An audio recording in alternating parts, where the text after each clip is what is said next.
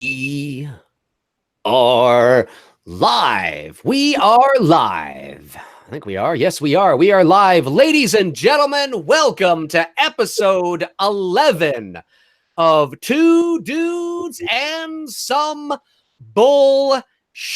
The date today is Monday, February the 11th, 2019. Tony and I had to push our usual Sunday slot to Monday. I was busy last night, unfortunately, so I apologize to everybody who was looking forward to it to Sunday. But every now and then that's going to happen, depending on what Tony and I are doing. We're going to have to just push it a day. Or if there's the Super Bowl, of course, we might have to push it a week, or depending on what's going on. But ideally, we like to keep it to Sundays. But for this show, we are doing it on a Monday night, and we're talking about the Child's Play teaser trailer that dropped today and that Halloween sequel news that is out in the ether now. Tony, how the fuck are you? You're Super Bowl champion, Tony. I am doing flipping fantastic, baby. Number 6. To all you haters out there, all you guys were talking crap back in November, back in March. The Patriots are done. Patriots are over. Bullshit. Man, that's Cloud 9, man. I mean, it was truly outside of the day whenever I get married to that dream woman of mine. This probably was the single most biggest moment of my life. I mean, to be at an event like this with your team, you know, playing in it and just like, oh yeah, it's like I could not have asked for anything more. Great game, obviously, if you're into old school NFL defensive football, which this was, but just a great time, and it's one I'll never forget.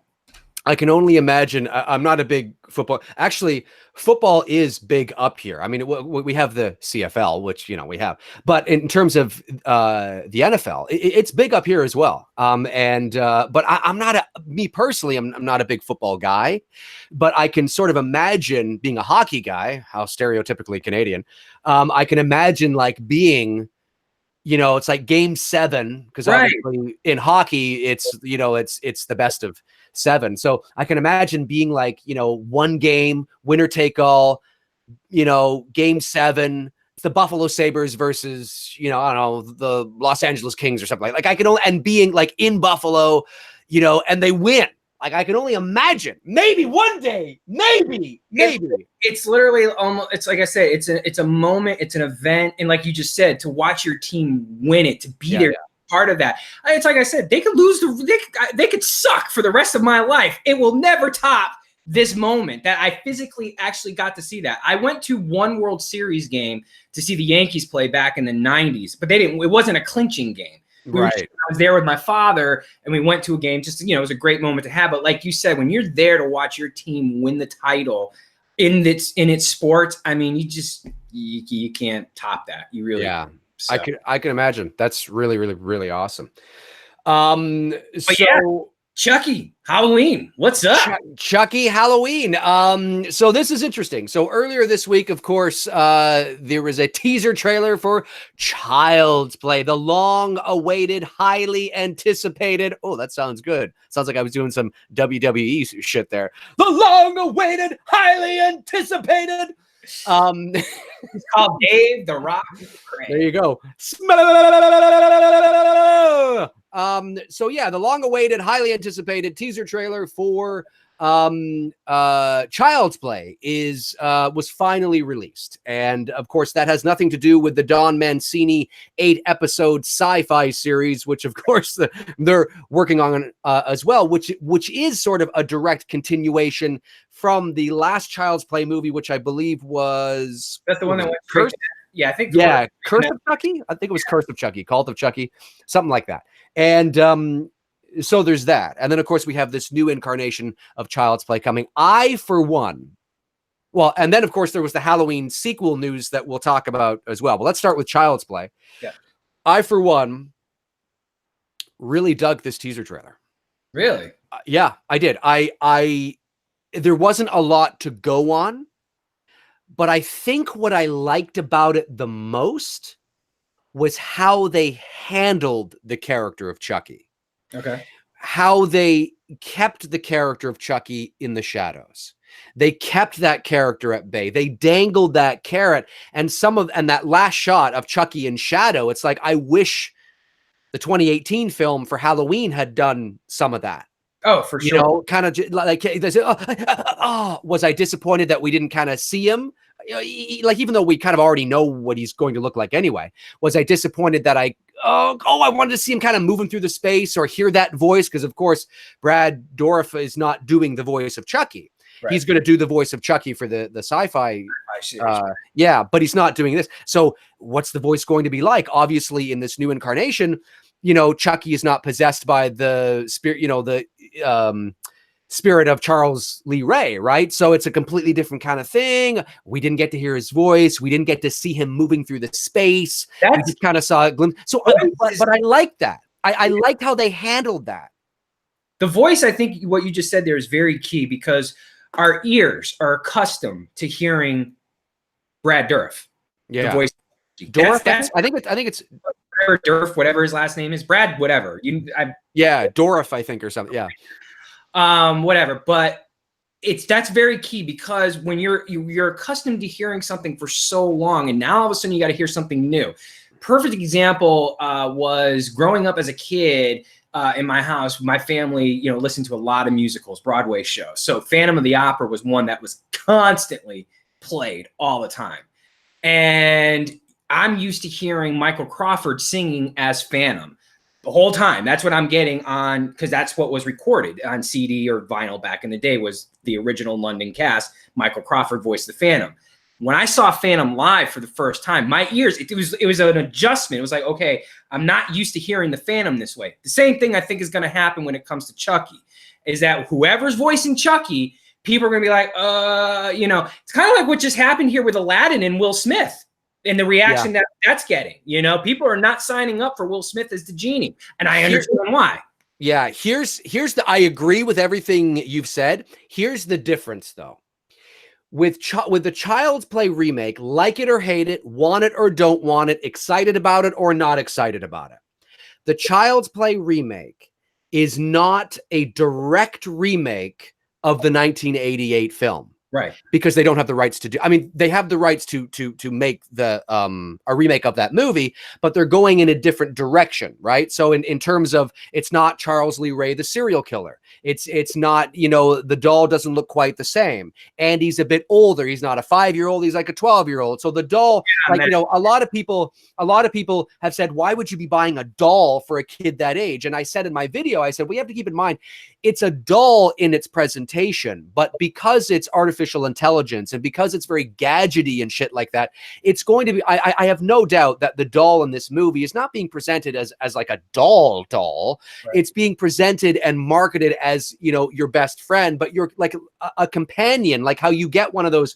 Google things where it's like, hey, Google, can you know, it's being marketed as this high-tech fucking device for children that can be a companion. So who knows what I mean, there's little blurbs of ideas that we've seen in the marketing that, so we have an idea of what it's going to do.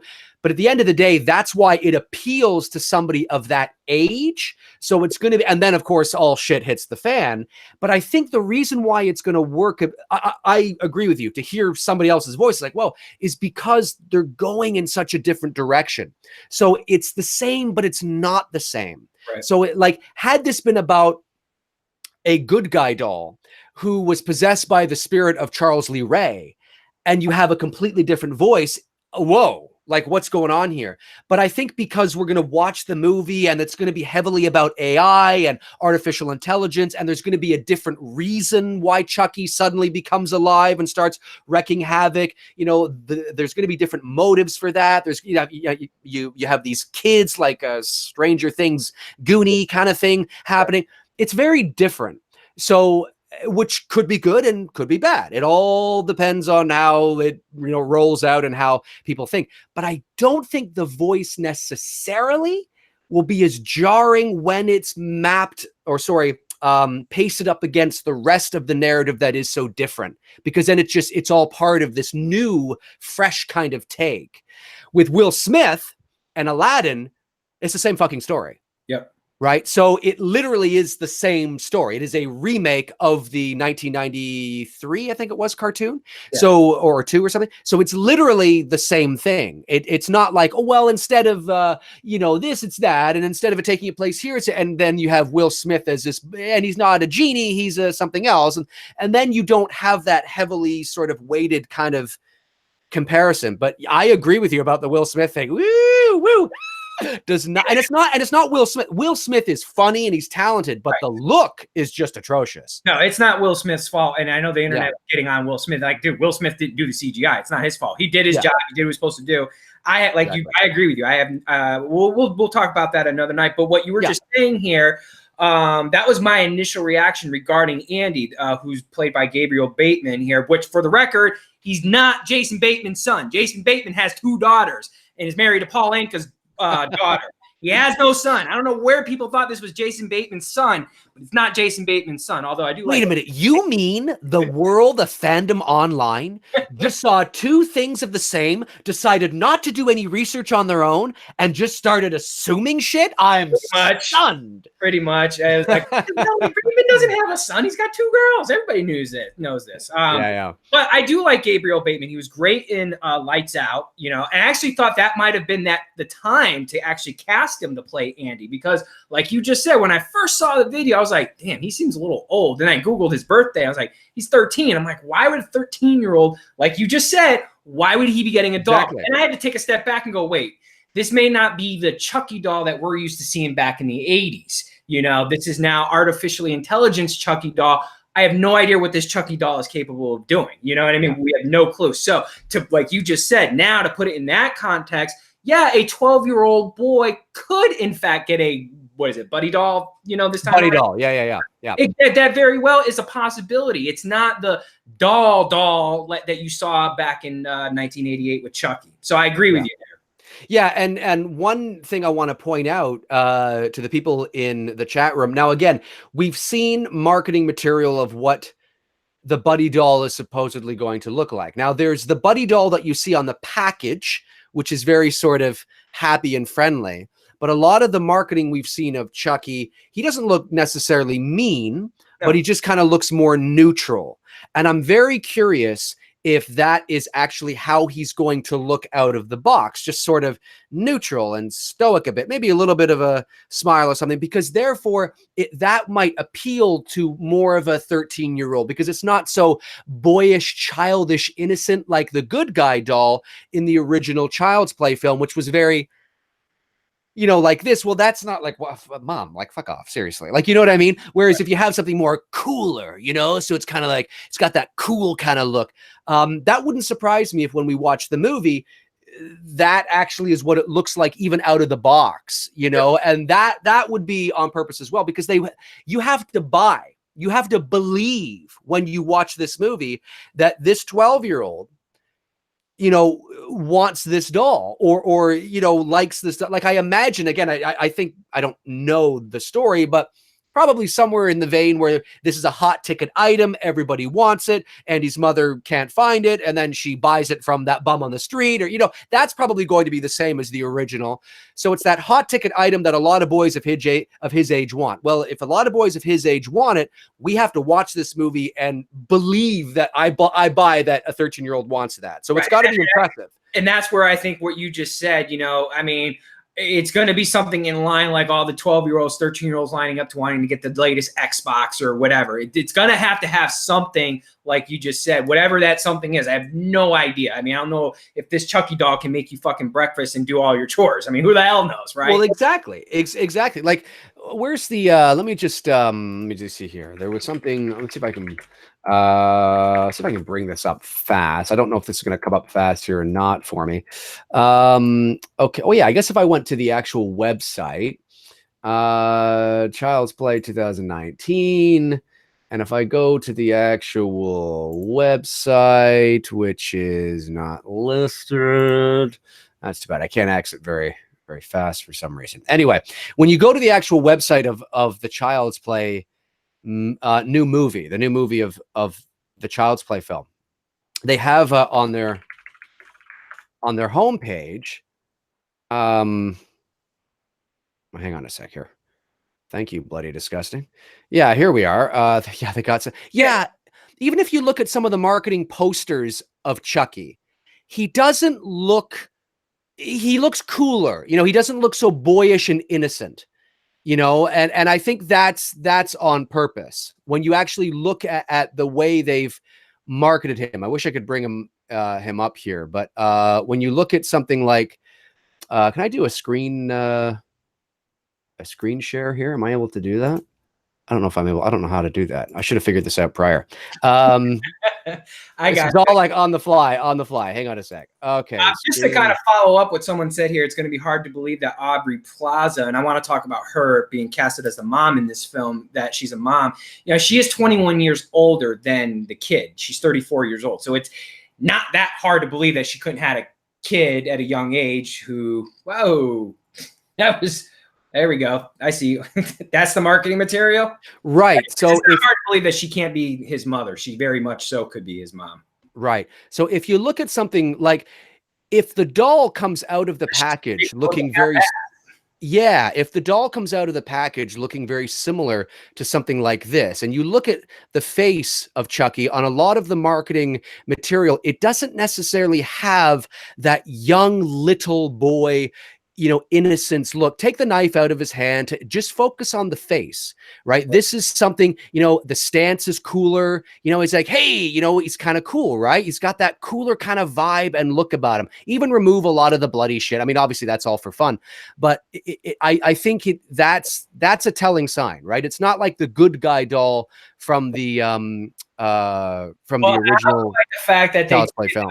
Yeah, and I like the fact they did Buddy with an eye, like Wi-Fi, you know, keeping up with today's technology and today's, you know, so like, you know, who knows, maybe there's you know, maybe that plays into, you know, the abilities of what this doll is capable of doing. So that's why I went back on my reservation of like, wait a second, maybe a 12-year-old boy would in fact want something like this, because we, like you said, we don't know what this doll is capable of. And like you're showing here with the marketing material, it actually looks like a pretty dope doll. I'm sure everybody who's a collector, you know, and a fan of the franchise is going to be out there buying this doll, the replica, you know, as soon as it hits the stands. Exactly. And when you look at, you know, the their official site here, which is bestbuddy.com, and you look at some of the things they're saying on the side here, I mean, you see things like comes equipped with a highly intricate cloud-backed voice recognition engine capable of identifying speech, right? And then you have over here, you have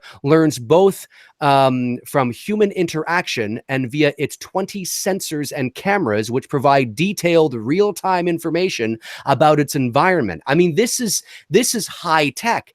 You know, right. This is not low tech, typical little buddy doll, or sorry, good guy doll from the 1988 film. So this is, it's something that a boy of his age could actually find really cool and awesome. So I'm very curious to see how they're going to, you know, how they're going to handle that. We also have, what do we say here? Over here on the right, utilizes state-of-the-art sensor designs which provide high-resolution image recognition and grip sensitivity. You also have comes preloaded with the ability to fluently comprehend and converse in both English and Spanish, with the option to expand via the Kazlan language acquisition app. I mean, think about this kind of shit, right? Like this is something a little boy of his age, well, not a tiny boy, but you know, 13, you know, a teenager essentially might actually find pretty fucking cool. Oh, 100%. I agree with that. You know, the only thing that I'm concerned with is the twist. What is going to cause this doll to go batshit and go on a killing spree? You know, we're not going into the whole voodoo possession, you know, bad guy Charles Lee Ray, who, you know, his spirit and, you know, takes over the doll. I'm hoping it does. It's not something so cheesy that it's just the AI walking out and that's it. You know what I mean? Yeah, no, I agree. I think I've heard rumors that there's somebody in the actual toy shop. I don't know whether this has been confirmed. And folks in the chat room, if it has been confirmed, that means we have sources not giving their opinions, but sources that actually give quantifiable evidence that it has been confirmed. So just, you know, I know people are about to go, yes, I heard that too. I heard that. But I have heard that one of the rumors apparently is that one of the toy makers in the toy shop or whatever, before he dies, he implements something extra special in one of these dolls, and said doll, and of course that takes it off the rails. Some people have speculated that maybe before he dies, he plants his own consciousness into this doll or something like that. Whether that's going to happen, I don't know, or whether that's just wishful thinkers that really want Charles Lee Ray to be back, or I'm not sure. But what inevitably goes haywire and makes the doll go crazy, I'm not sure. I'm really interested to see. Funny enough, I'm more excited, and you take that with a grain of salt. It's not like I'm losing my shit, but I'm more interested in this new Child's Play movie than I am the Don Mancini films, because I think it's dead, and that doesn't mean that Curse or Cult or whatever it was. I haven't seen it, but I know some people liked it. Okay, great. I've seen, my favorite is the first Child's Play from 1988. That's my favorite. I didn't mind part 2. I thought it was, it was all right. 3, not too crazy on. That's the one where Andy goes to the military, I think. So that's the one where I haven't seen any of the other Child's Play after that. Because once I started to realize that they were almost turning Chucky, and in some ways you kind of have to, because there's only so much you can do with a doll without it becoming it begins to become a mockery of itself, right? And it begins to become sort of, comedy horror. That's not what the first Child's Play was. That doesn't mean that Chucky didn't have some one-liners in that movie, but that was a legit playing it like Shakespeare horror film, and it was fucking creepy and scary. And then you got Seed of Chucky and Bride of Chucky and all this shit. Like why the fuck does he want to possess anybody? He's having the time of his fucking life. Like, it got to the point where I don't understand why Charles Lee Ray even felt the need. He's having the fucking time of his life. He's getting married. He's banging, fucking girl dolls. Like, I don't know what the hell's going on here, So anyway. I'm it's interesting. The only 2 Child's Plays that I own in my collection of films is the first one and the second one. The second one is more of it's like not necessarily a guilty pleasure, but like, if you were a 90s teenage boy and you kind of caught glimpses of Beverly Hills 90210, then Christina Leese was definitely shit, man. Especially when she was Emily Valentine on 90210. She had the short punk hair and shit. Like, whoo, she was super hot. But the movie itself, I mean, it's a guilty pleasure movie, and I like her character. I liked her relationship, and they were in like foster homes, right? Her and Andy ended up being a part of yes. I haven't watched it in so long. Yeah, I haven't seen them in a while too. Yeah. I'm with you. The first 2 films I thought were solid. After that, it just became a shit show. Like, I started losing interest when Andy goes off to military school, and I was like, nah, I pretty much checked out on it. I saw the recent one here on Netflix because it's on Netflix, Curse or Cult, whichever one they're up to. But like, everything that happened in the middle, Bride, Child, all that, I didn't even watch any of it because it's just like, oh my God, we're getting way too far away from what this original concept was of this franchise. So hopefully, and Chucky, and I agree with everything you've said. Chucky's an anomaly, in the sense that it almost was inevitable. Not necessarily with Freddy, not necessarily with Michael or Jason, because they're, for the most part, I mean, they're quote unquote real people, right? Like actually tangible people. Whereas, when it comes to something like Chucky, a doll, it was only a matter of time until that series became a mockery of itself. And really so, because it's a doll. I mean, the whole idea of a doll killing people anyway in and of itself could be perceived as hilarious, although creepy at the same time. You can get one movie that's creepy out of it, but the more you go on, it's almost like, this fucking creepy doll again. It becomes a little too funny. So I just didn't care about it. And that's my opinion. I mean, that doesn't mean anybody in the chat doesn't have to feel that way, but whatever. I have no interest in that. So because of that, I'm more interested in seeing what they're going to do with this remake. That doesn't mean the remake's going to be good. It could be fucking shit.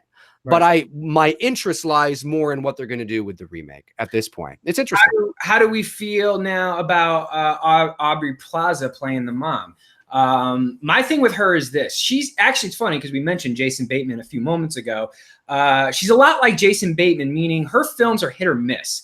She's either really good and I really like the movie she's in, or I have no interest at all, and I check out in her movies within 5 minutes. It literally is a hit or miss. Bateman has a little bit more consistency, but it's that type of flavor. How do you feel about her playing the mom? Um, I have to admit that when I first saw her in the trailer, which was my first introduction to her, I mean, I've seen her before, but that was, I didn't know that she was in the movie prior to seeing the teaser. So when I saw her as the mom, I thought, and I get it. It's a different time. It's 2019. It's not 1988 anymore. Sure. But I felt almost like she's very attractive. Right. So it almost felt like it was, I don't know. I guess I was a little sort of used to that mom vibe. Like I was looking more for a mom, like a sort of not an ugly person, but just she kind of seemed crazy. Is I almost could picture Judy Greer as the mom. Right. For being in Halloween. I could be like, right. Judy Greer could actually play the mom of this. Yeah, kid. Just a certain sort of, I just didn't want to be necessarily, it just seemed a little too, not that there aren't women that look like that, that don't have kids that age. I mean, it's all, excuse me, it's not black and white. There are variables and degrees, of what I'm talking about. I just was, because this is a remake of a story we know, when you look at the 1988 film, I forget her name now, the woman that played his mother, and she's been in a ton of shit, had a very, mom look, not a traditionally attractive, stereotypical sort of symmetrical, do you know what I mean? So when you throw her into it, it becomes a little kind of like, oh, and not that Judy Greer isn't attractive. I mean, what is attractive and what isn't. Beauty is all in the beyond, beyond beholder. Like mom, you know what I mean? Judy Greer looks like she could be a wholesome mom that you can attach to as a character in a movie. Very much so that we see all that, see her in Ant-Man in that role, and she played that character great. And in Halloween 2018, she played the part well that she was given. But it's almost like I feel like they should have casted her in this and maybe casted someone else to play Strode's Jamie Lee Curtis's daughter in that film, because she fits that mother mold. She's at that age now where she fits that part perfect. Right. And, I agree. Now, I mean, obviously there's a variety of reasons why they cast her in it. One is because of the way she looks. Sure, probably. But that's sort of how I feel about it. I mean, that doesn't mean the movie's going to be bad. It doesn't mean the movie's going to be bad at all. I mean, it could be great. You know what I mean? Another woman, I think she's a little too old now, but if this movie came out, say 15 years ago, a woman who could have played that mom role would have been like a Nicole Kidman kind of look, or maybe an Amy Adams. Right. Or, it's that sort of, and it's not that these women aren't attractive. It's not that. It's just, there's a certain kind of look that you expect with this story. But that doesn't mean the movie's not going to be good. The movie could be great and it could be garbage, and it probably isn't going to rest on how the mother looks. Okay. So that's a whole other thing. So. But Aubrey Plaza, like I said, and even some people have mentioned this in the comments section, she has a very dry sense of humor, and her delivery is very similar in all of her films. She doesn't seem to really have a lot of range. You know what I mean? And I think that's the one concern that I have going into this. Like, am I going to get the typical Aubrey Plaza, whatever the hell her name is? I want to say Audrey because of the damn poster. Yeah, I know. I got distracted for a second there because I saw Audrey. I'm like, no, not Audrey, Aubrey. So I don't know if we're going to get that type of, typical character that she does in all her films. Or maybe she's going to finally stretch her legs a little bit here as an actress and show us, the mom type of role. She could. I'm curious to see it. I don't know what this is going to be like. I mean, I said this in a couple of I've uploaded one or two, I think 2 Child's Play videos now. And I've said this from the very beginning. I'm not the only one that has, but I've certainly, I came to this conclusion on my own. And then I saw others were coming to the conclusion as well, is that I have a feeling, even though we haven't seen it yet, we certainly didn't see it in this teaser. We didn't see the relationship between Andy and his friends, but because the idea of having kids, that Stranger Things formula, right? Where you got the kids all banding together and riding their bikes, it seems like certain productions are starting to use that formula. It looks like they want to use that formula in the new Ghostbusters movie, because there's been casting that we're looking for 4 teenagers, 2 girls, 2 boys. Well, what do you mean by teenagers? Do you mean 13? Do you mean 18? Do you mean 17? Because in the world of teenagers, 13 and 17 is huge. It's huge difference. Yeah. So, and I mentioned this, I think, on our last live stream, I think, and it's an important thing I want to reiterate is that the Stranger Things vibe worked in the 2017 remake of It and the Stranger Things TV show and the movie Summer of '84, because all those movies took place in, or all the, the movies and the TV show took place in the '80s. And in the 1980s, as young kids of the '80s, as Tony and I are, we were out riding our bikes around. We weren't inside playing video games. We were out using our imagination, getting into all sorts of shenanigans. That's what it was like in the '80s. To bring that Stranger Things formula of kids going out and being on adventure, it's not that kids don't go out today and do that, but it's very different. It's very, very different. So the formula of this, of what is utilized in It and in Summer of '84 and in Stranger Things, to utilize that in this new Child's Play movie is kind of like, I don't know if it's going to feel organic, but maybe it will, because maybe they will adapt it into the more of a modern thing. But I'm always skeptical on that. Like that, I don't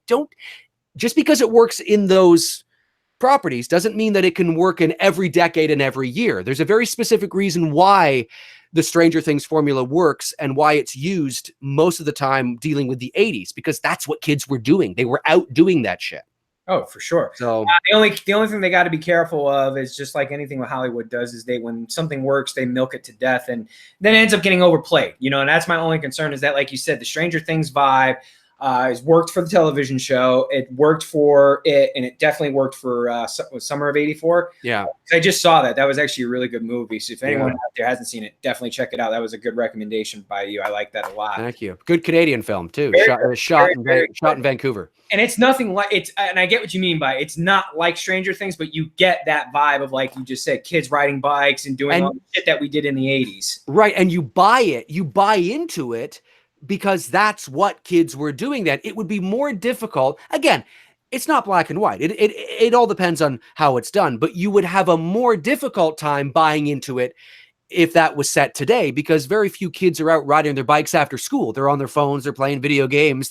It's just not what kids are doing. So it would kind of seem like, I don't know if I buy that these kids are doing that. So that's the only thing that's one thing that I'm kind of worried about, but we'll see how it goes. We'll see how it's excellent. I agree. I'm with you. I think, I was totally checked out on this franchise. Now I'm back in. They got me back in. They got me interested. I want to see this movie when it comes out in June, right? June 21st. Yeah, June something. Yeah. Yeah. So I'm in, and I'm looking forward to it.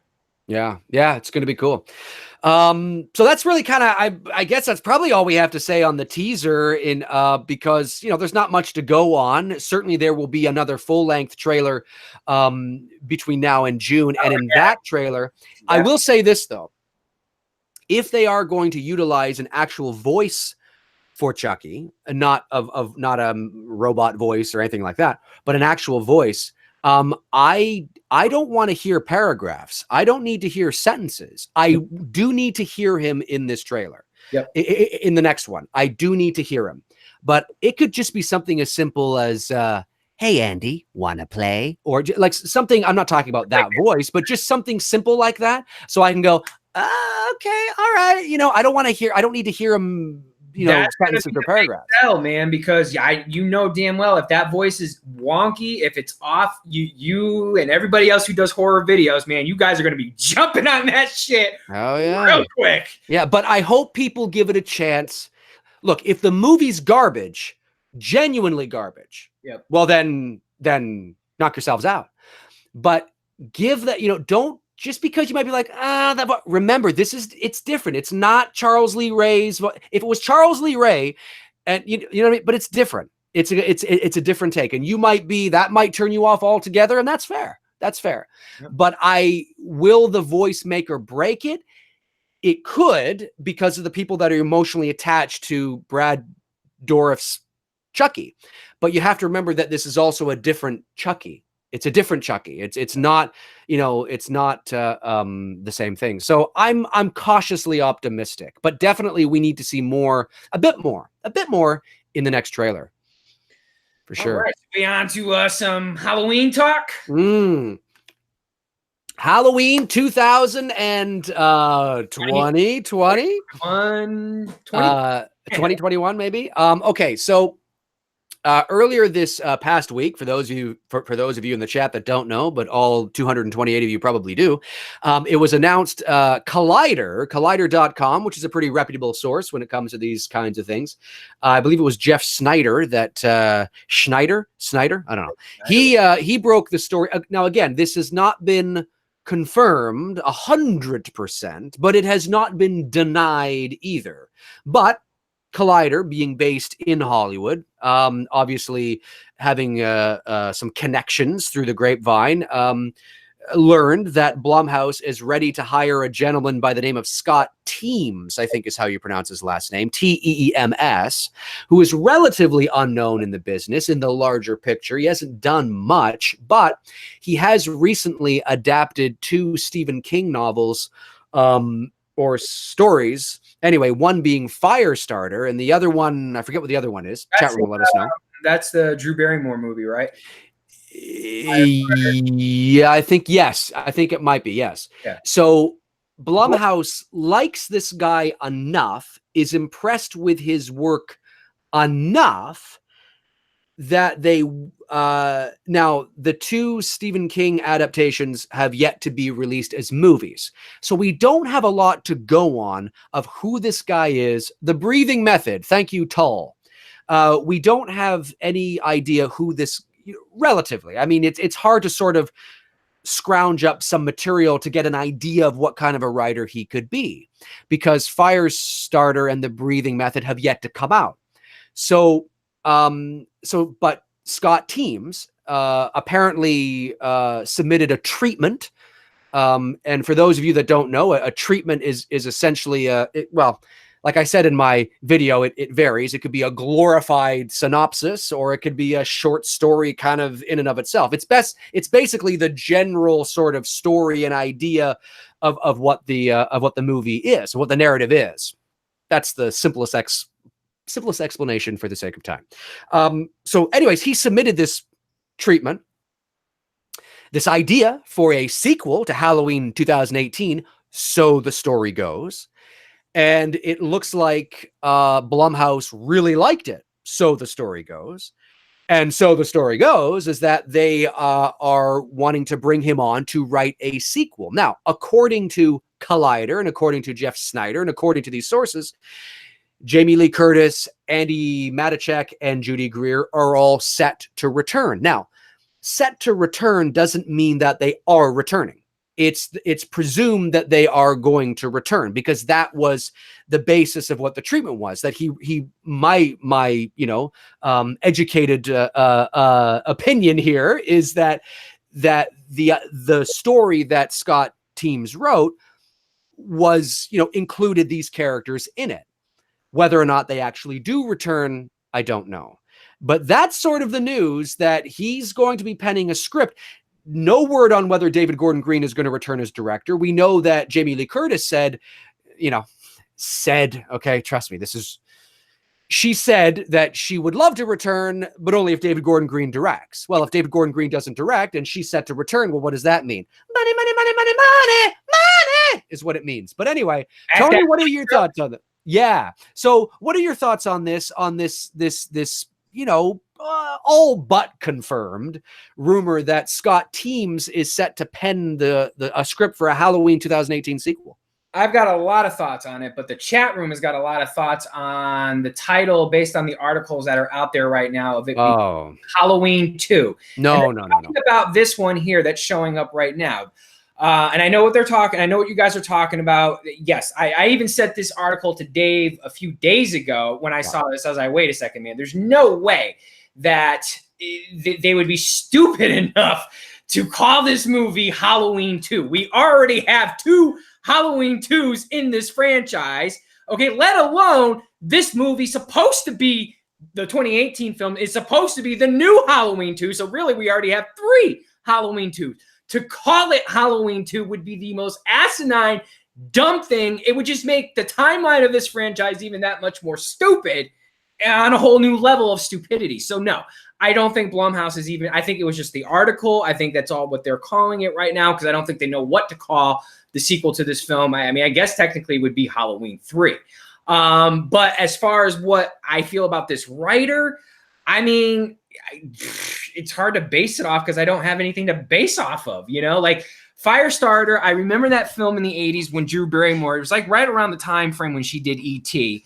I don't remember the movie off the top of my head because it's not one of those movies that I watched a lot. It's not one I even owned in my collection, but I know I've seen it. At some point I did see it growing up as a kid, but the other film I have no idea. So, I mean, it's hard to get super excited about. Well, and keep in mind, sorry, and it's important to keep in mind that Scott Teems has been hired by Blumhouse to adapt to write 2 new adaptations of the, like, he didn't write the original Firestarter, right, no. right? So yeah, so I mean, we have really very little to go on. Sorry, go ahead.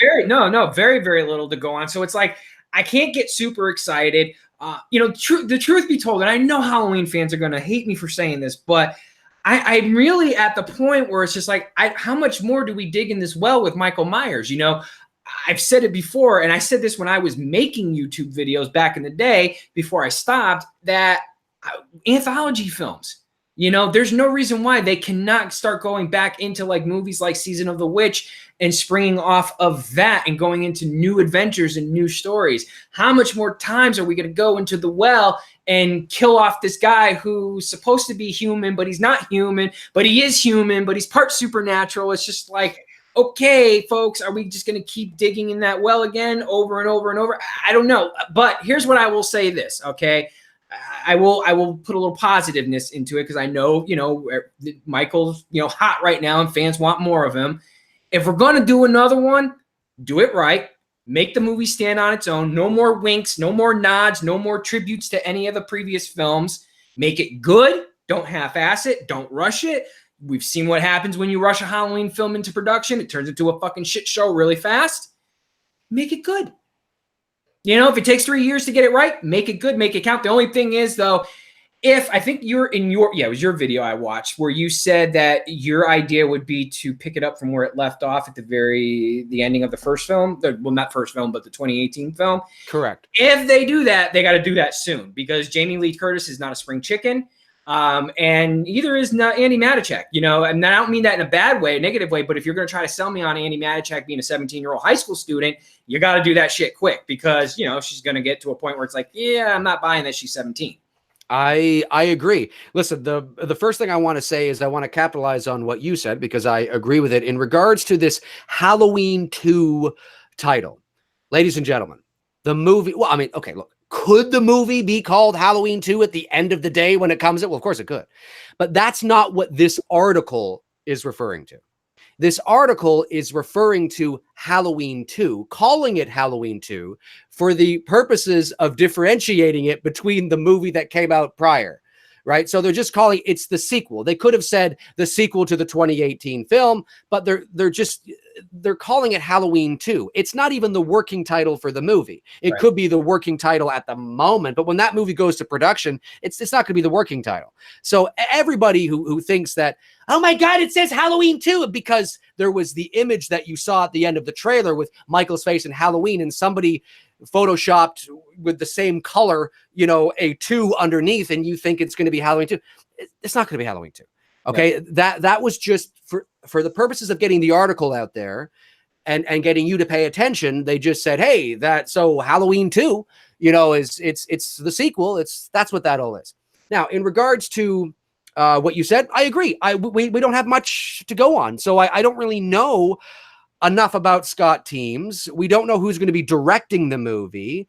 I don't think it will be Scott Teems because, as the article pointed out, he only has one independent film under his belt anyway. I don't know if Blumhouse would trust him to also direct it, but you never know. I mean, who knows? Crazier things have happened. I'm available, by the way, Blumhouse. But I'm available if you want to get actual Midwest looking backdrops. Okay, just follow my Instagram page and you'll know what a small farm town community looks like. There you go. It's true. But so when it comes to the sequel, yes, I did say, and for those of you that are wondering, I will say it again that yes, because I promised a couple of months ago with a little teaser of my own that I am going to be uploading a video. Don't know when yet, but I'm working on it. I'm writing everything down where I talk about my sequel idea to everybody. And it's not a movie. I think some people were under the impression that I was going to be uploading a fan film that was a sequel to the 2018 film. That's not what's happening, folks. It's just going to be, I'll add some theatrics into it. Sure, maybe some sound effects and stuff, but it's just going to be me talking to you about my idea for a Halloween sequel to the 2018 film. But for those, don't take that as an endorsement that I think there needs to be a sequel. I don't think there needs to be one. This is just a fun video, a fun hypothetical video that if Blumhouse was to say to me, "Hey Dave, so we want to do a sequel, man. What do you think we should do?" Okay, well, I don't think you need to do a sequel. I really don't want to see a sequel, but if you're going to do one with me or without me, here's what I think you should do that's going to give you the best probability of success. And my idea, I won't go into great detail, but was, yes, to pick up immediately where the first one left off. And the reason for that, the crux of the reason for that is essentially because that doesn't mean that if it doesn't begin right after the first one that it won't be successful and they won't be able to, have it all make sense. I'm not saying that. But just as right now, just looking at it objectively right now, you look at the first movie and you go, well, that movie was touted as being the final battle between Michael and Laurie and Michael, and you were building to that emotional roller coaster that you were building on, and Laurie being the alcoholic and living 40 years with this horrific sort of, this trauma that she's been living with, and that passing, that generational pass down of trauma to her daughter, who was taken away by the state because she was such a fucking shitty mother, and she failed 2 failed marriages, and now her granddaughter is sort of, has this really conflicted relationship with her grandmother, and this shitty relationship with her mother, and this whole kind of thing, and then you see that kind of change a bit at the end. You see it sort of change a bit at the end, and it's built this whole thing up, and this great moment. Then Michael's out. Yeah, well, if you fast forward a year later, and you have Jamie Lee Curtis, Andy Manichuk, and Judy Greer back in the movie again, well, what are you doing? And Michael's back, so you're just gonna, and now we're back again, and we're building it all up again, and we're doing. It just seems like what are you doing?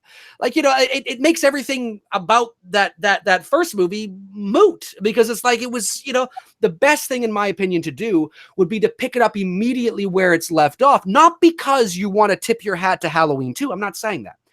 The way the movie was created and designed, the type of character Michael is, because what's going to happen? Where has he been for a year? He's captured again, only to escape again. I mean, that doesn't make any sense, right? You don't want to fucking see that shit again. So it only makes sense to me anyway, at the very least, is to pick it up where the first one left off.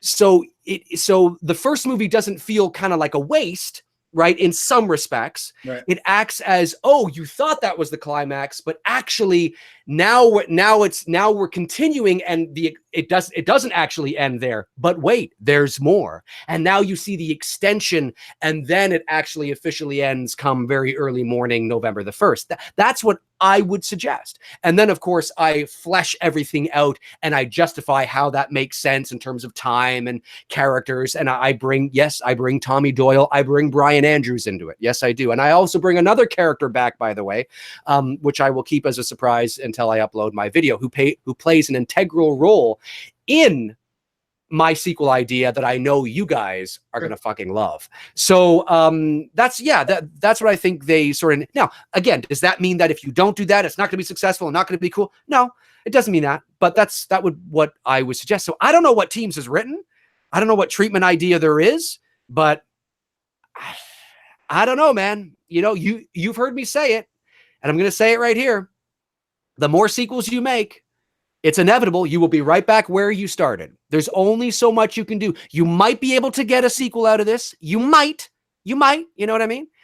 But if you think that this is the beginning of a long series again, trust me, by 2025 and 4 Halloween films later, you'll be going, fuck, God damn it. Now he's 82 and he's, and is this, and they're trying to justify it and have it. And now he's in Alabama, and because he's left Haddonfield, and, and it's just like, it's going to happen, guys. So my advice would be do this sequel and get out and make your money elsewhere. Make your money elsewhere. Yeah. You know, make it through anthology films, make it through a TV series. I don't think there needs to be one. I'm just saying, make it elsewhere. Leave the cinematic shit because there's so much you can do with this character. Anyway, I've talked enough. I mean, well, no, you're right. I mean, well, first of all, I want to know what the people are drinking in the chat room. Some, not all, but it's funny because you'll say the exact same thing that I've said about the new 2018 film, and everyone's like, I agree with Dave. And then I say it, they're like, I can't stand Tony talking crap about 2018 Halloween film. What do you want me to say? I don't like the movie. I mean, it's in my top 5, which isn't saying much, but it is in my top 5 for favorite Halloween films. But I didn't like the film. I mean, what the fuck? Do you want me to lie to you and kiss your ass and say, I love it? I fucking agree with you guys. I think it's fucking fantastic. Yeah, no, people just look, people, what happens is that, you know, like I said, I look, Tony, look, I didn't really like the movie either. I mean, I like it for what it is. I can look at it as a modern day horror movie and like it for what it is. But as a Halloween movie, I wasn't crazy on it. I think it fell flat. I don't think it's a great Halloween movie at all. It's got some cool Halloween things in it, but I think they missed the mark. What they did well, they did very well. And what they botched big time, which makes it that much more frustrating. But that's my opinion. That doesn't mean that you guys have to feel that way. You know, if you love the shit out of it and think it's your favorite Halloween movie, knock yourself out. I think that's great.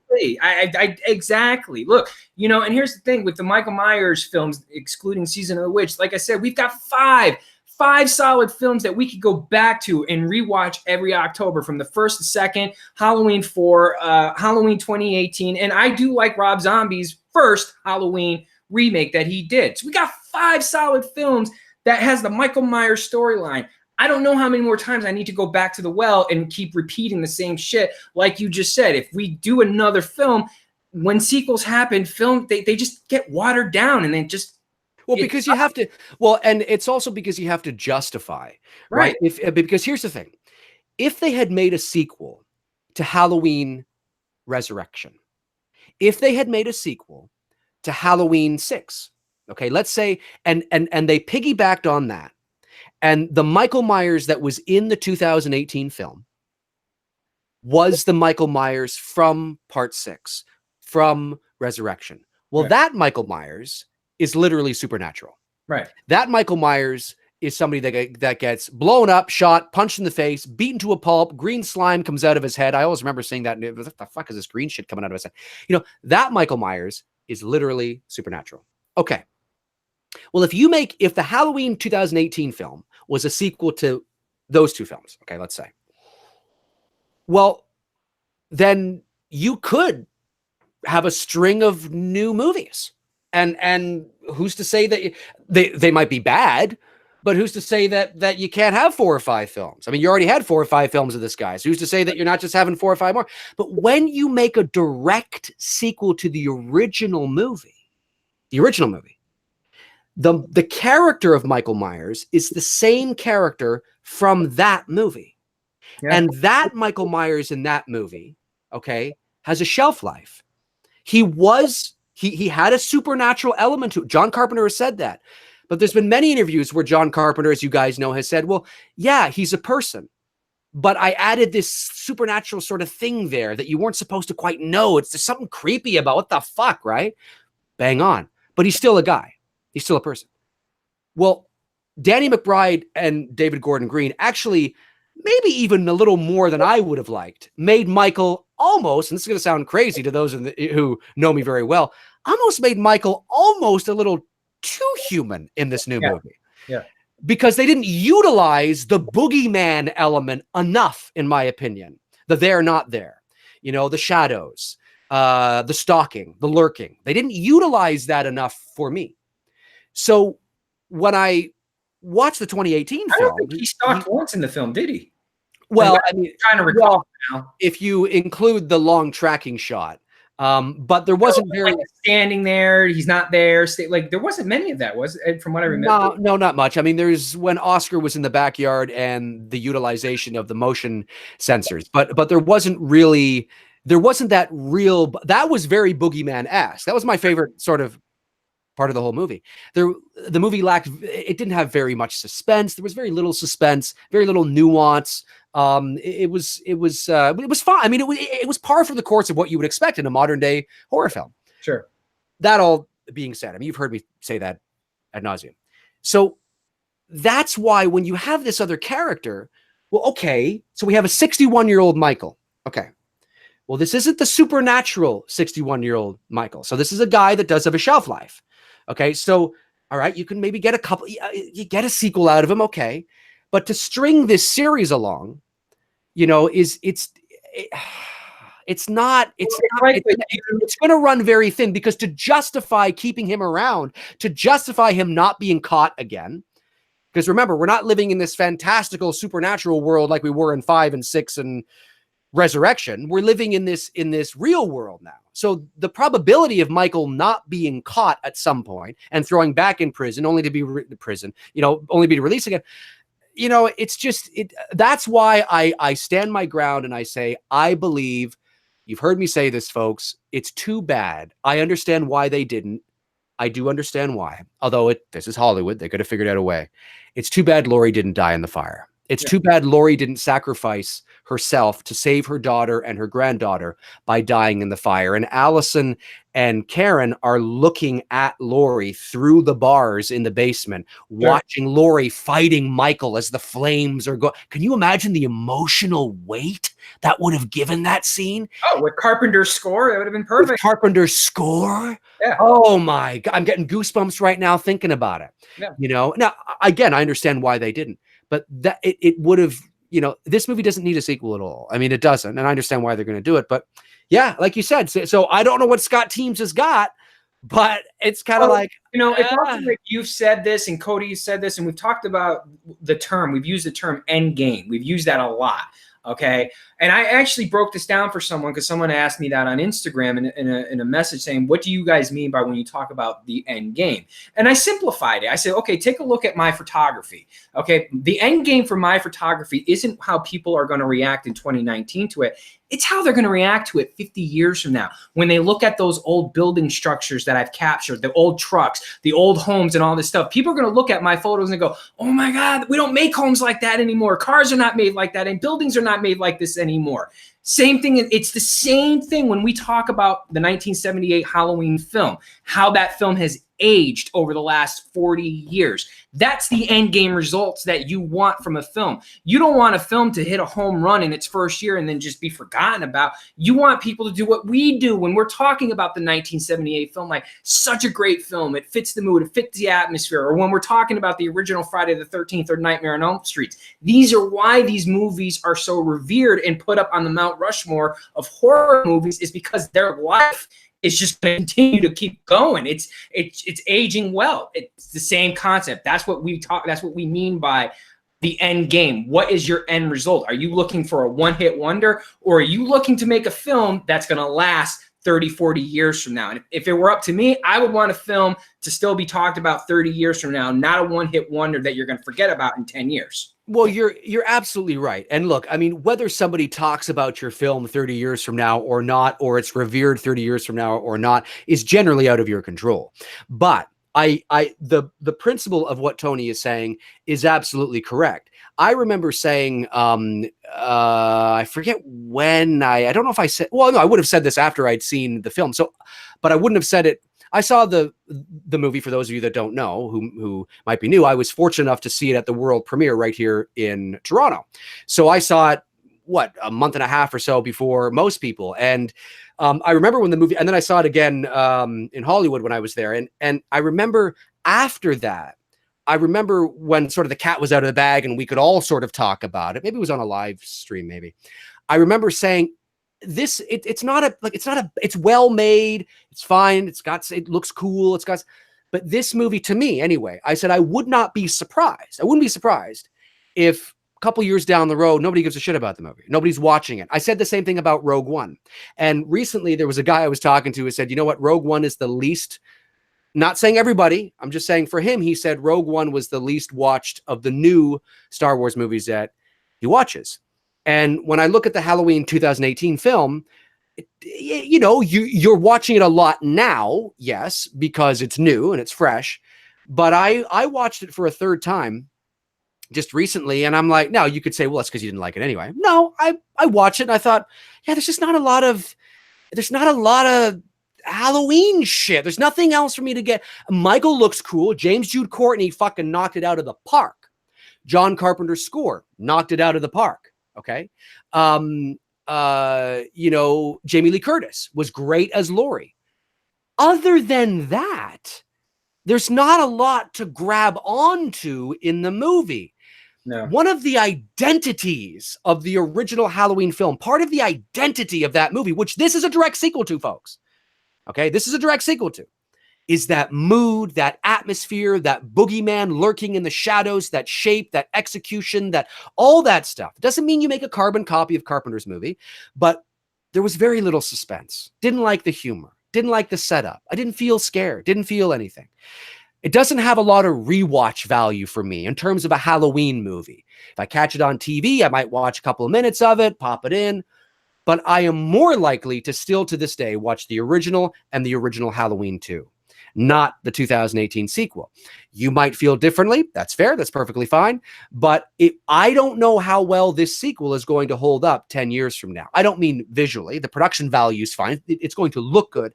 I mean hold up in terms of its relevance amongst the how you watch your Halloween film. 10 years from now, you're going to still watch Halloween 1 and 2. That's a guarantee. Absolutely. 100%. It's just like I'm going to watch Halloween 4 and 1 and 2 and Season of the Witch. That's a guarantee. I don't own Halloween 2018. Maybe I might buy it, you know, when it's on sale for $4.99 on iTunes, which I would pay even less for it. That's when I'll buy it. Maybe. You know, they never even bought Resurrection, and I see that thing on sale all the time for like $2 last year. Didn't buy it because I hate the film. And that says a lot. If you're not out jumping out there buying the film right away, and I know I'm not the only one in this camp, that there's a lot of people out there that didn't go out and buy it right away. They may add it to their collection at some point, and that to me says a lot. If you're not going to go back and watch a film, and that's what I mean by like, you know, aging well like Halloween has. We will always go back to that movie no matter. We'll be in our 80s and we're still going to go watch that film. Yeah. And it's all because of the execution. Yeah. Because when you watch that movie, even though you know what's going to happen in suspenseful movies, whether it's, I really liked the 2001 film The Others, or whether it's, whether it's, Halloween, whether it's the first Elm Street, whether it's, pick your poison. You know, it's pick your poison like they're bad, but you know what I mean? So it's the kind of thing where the rewatch value is so great because of the execution of the unknown element of the psychological sort of impact that the theater of the mind has on people. When you watch older films that play on that theater of the mind more, they have a much more rewatch value because you get lost in the excitement of this is so cool, like this is so creepy. Even though you know what's going to happen, the execution is still creepy to this day. Sure. When you reveal Michael so out in the open, it's not about, like, I remember people saying, but Dave, we already know what Michael looks like. It's not about knowing what he looks like. Of course we know what he looks like. You know what he looks like when you watch Halloween, 1978. You've known for decades what he looks like, but you still get still to this day, because of the execution, because of the way Carpenter utilized the essence of the boogeyman character, the way he utilized it, the way subtle things that you don't even realize consciously. Like anytime you see Michael during the day in the original film, when he's got the mask on, it's always from a distance. Yep. Never. Did you know that? Never up close. Never. The first time we see him up close, if memory serves, is after he kills Linda, and he lifts up into frame. Yep. And he puts now it's like, whoa, cool, right? That was, I believe that was, I mean, I'm sure it was Carpenter too, but Cundy made a conscious decision in the storytelling. When Dean Cundy, for those who didn't know that, he was the cinematographer for the film, and he made that decision to keep it at what they call negative space, keeping Michael at a negative space in the environment so that you weren't sure what you were seeing. You kind of thought you were seeing what you were seeing. Right. And that's what made the first film. It's why the first film is right. Whenever you see Michael in the first movie during the day, whether it's through the school window behind the car, whether it's by the bush in the distance, whether it's in Mr. Riddle's backyard, it's always at that distance. Psychologically, Michael is that storm that's coming. What is he doing throughout the day? He's watching her. He's watching you. He's coming. He's coming. he's coming. He's the, like you've heard me say, that storm on the horizon, like looks like it's dark over there and he's coming. There's that psychological buildup. And then when Halloween night comes, oh, now we're into it. Now the storm has arrived, right? Well, we know how it's going to happen. We know all this already, but the execution is so fun and so rewarding to watch. It's not about knowing what he looks like. It's about utilizing the identity of the shape in the 2018 film. You have to make it your own. I mean, you don't just do a carbon copy, but I'm saying you understand what I'm looking at. Okay, I understand what this character is, so I'm going to now utilize this type of character to my abilities. I'm gonna take the reins now because I understand the character. So I've always said that the reveal of Michael putting on the mask in the 2018 film through the car, it's cool. But you know what would have been cooler? If that shot was at night. Absolutely. If that shot, if he had gone to the gas station at night, because then you can utilize all the, some low key lighting with some negative space and some dark shadows, right? And you can maybe even have Michael, when he's putting on the mask, you look through the car, but it's dark over here because it's nighttime. You can't see much, but there's this lamppost that's kind of there shining down on his face, and he's putting on the mask and you see him and it's like, oh, fuck, now that's the boogeyman. And it makes perfect sense, right? It makes perfect sense because this is a direct sequel to that boogeyman. So it's not like you could go, this is fan service. Well, not really, because continuity wise, it makes sense, right? During the day, he's out there during the day. I forget who it was, but one of a commenter on one of my videos, if you're watching, hello, I forget your name. I'm so sorry. But somebody said, but I believe it was a woman. She said, yeah, when I saw that, it was cool. But when he put down the trunk, it was kind of like Michael Myers had just finished getting groceries at the grocery store. Like it looked to sort of like, whereas if that was at nighttime, you're utilizing that boogeyman space. The storm is here now. And when he closes the trunk and he looks up, it's like, I've arrived. Now I'm fucking ready. And it's nighttime, right? It's like, oh shit, now it's on, right? Whereas, and again, these are just but it's that kind of stuff that wouldn't have made the 2018 film just doing that necessarily a good movie. But those are the kinds of things that I think were missed a lot. There was no suspense in this movie. No, very little anyway. When you look at the original film and you look at the way Dean Cundey shot it, it's wide, and it gets narrower and narrower and narrower until you are confined in this little closet with Laurie as she's trying to protect herself from the boogeyman. There's nothing left. You went from this total negative space where Michael's stalking, he's there, and it just gets right down to this. And that's what that's the psychological part that was totally missing from this film, That's right. The claustrophobia. You are Laurie.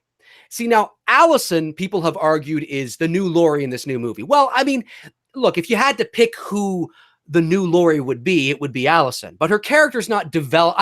I don't think anybody felt like they were living vicariously through Allison.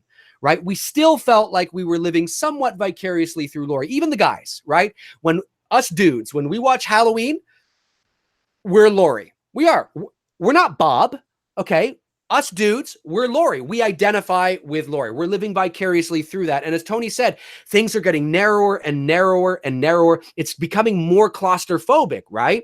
Yep. In this new movie, there wasn't any of that. I didn't feel any suspense. The whole closet scene, you've heard me talk about that, was ruined. Oh, yeah. When you look at, here's an example. When you look at Halloween 4, okay, they didn't do it exactly the way the original film there did, but they certainly structured a lot of their shots that way. When you see Michael and Loomis for the first time seeing each other, it's not a tight shot.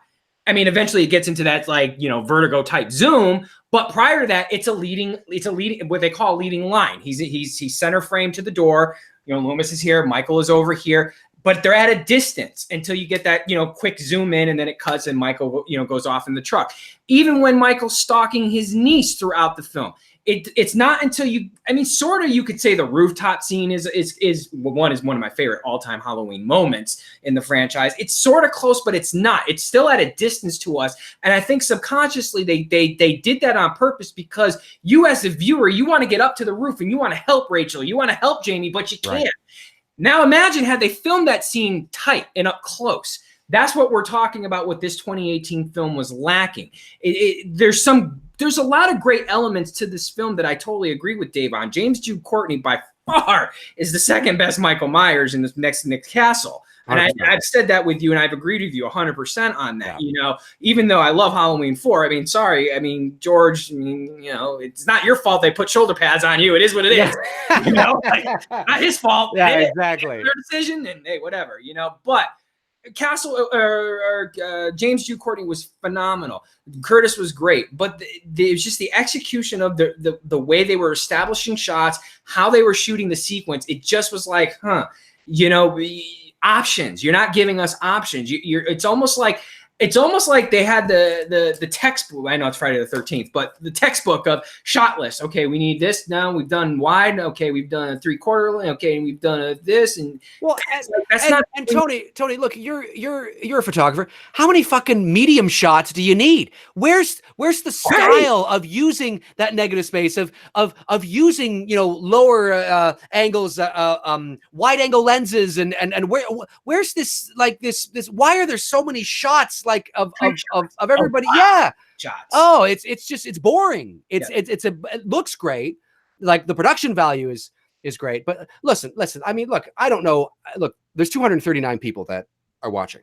So there could be somebody in here right now that worked on the production. This isn't personal, guys. I mean, this isn't personal. This is just simply, you know, you look at this and it's kind of like, well, you know, I look at this and I go, I think you probably should have done this, right? Two things I want to say here before Chris Baber sent in a super chat. Chris, thank you so much. Really appreciate that. But for Chris and everybody else, wait until we kind of move over into the chat room. But I'll quickly answer it so I don't remember it, so I don't forget it. If David Gordon Green doesn't return, do you think JLC, Jamie Lee Curtis, based on the Halloween 2018 success, big cash grab? If she does return, the idea of her meeting an older Tommy Doyle as an ER doctor, he's talking about my idea, is a good idea. No more movie nods. I see. Do I think she'll return? I think she will if the money's high enough. Yes. And quickly, I just wanted to address Felix Ace Vidu, probably saying that wrong. Dave already spilled out a sequel concept when he mentioned Tommy Doyle coming back. I don't know why he's basically redoing something he already did.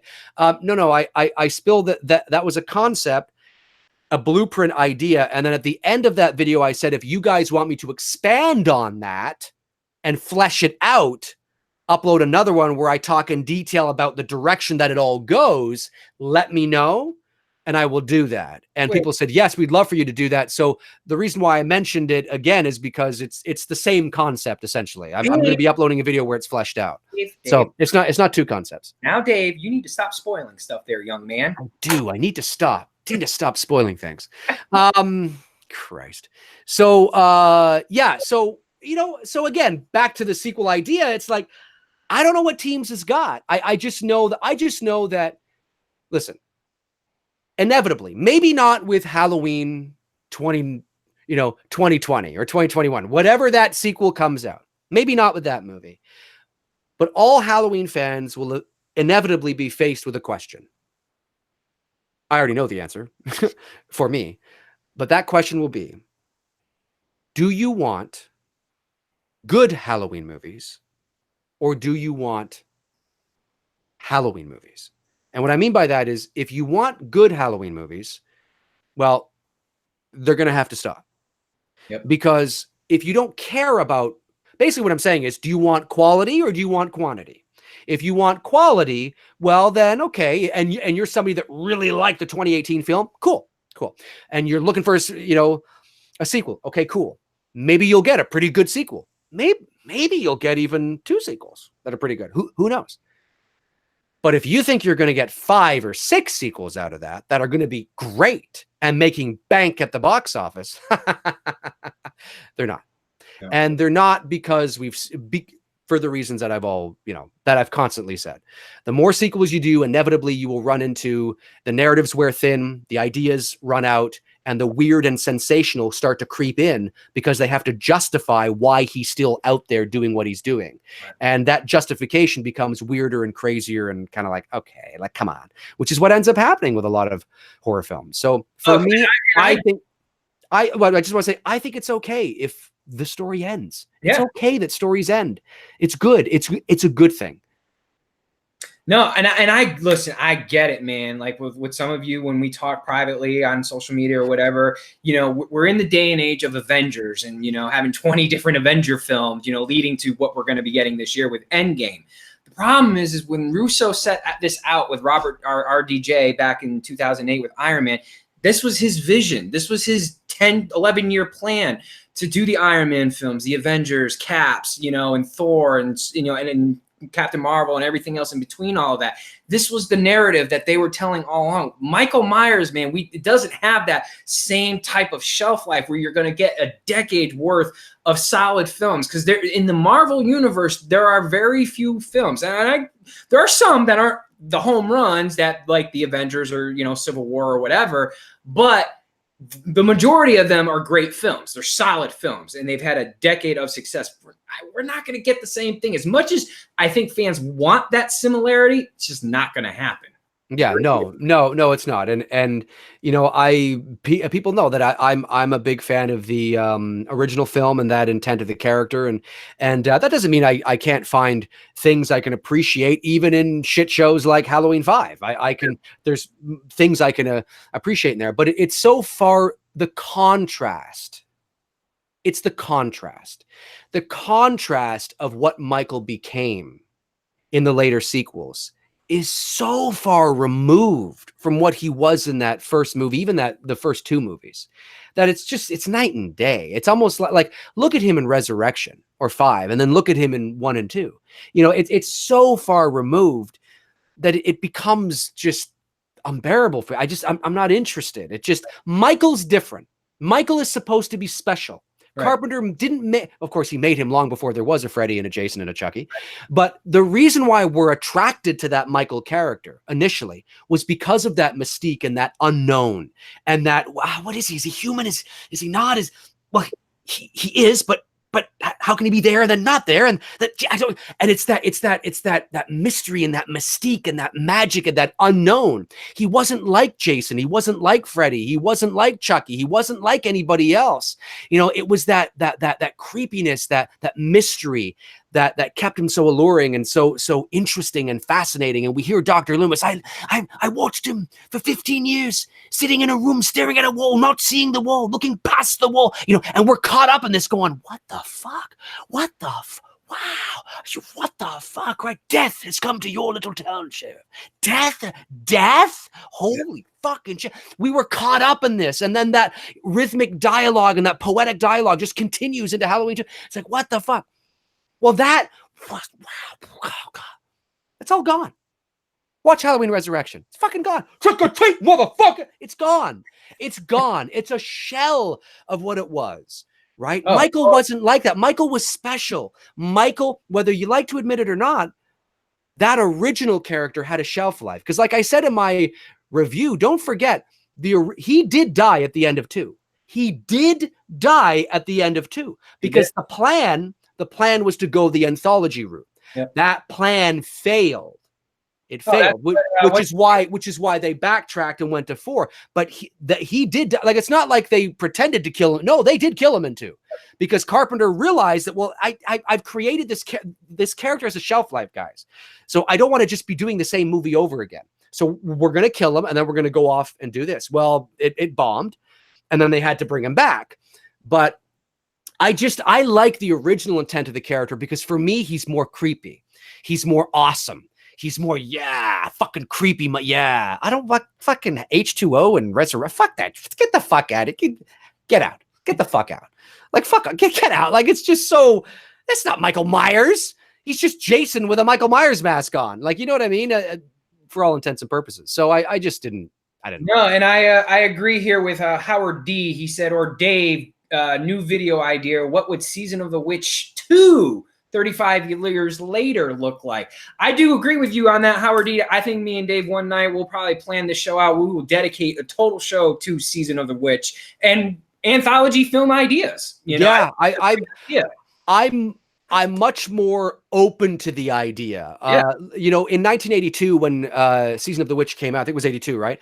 You know, the anthology was not in the pop culture consciousness. Well, it is now, mostly thanks to Star Wars. But I mean, the idea of doing spin-offs, okay, was not a big thing in terms of you know, 1982.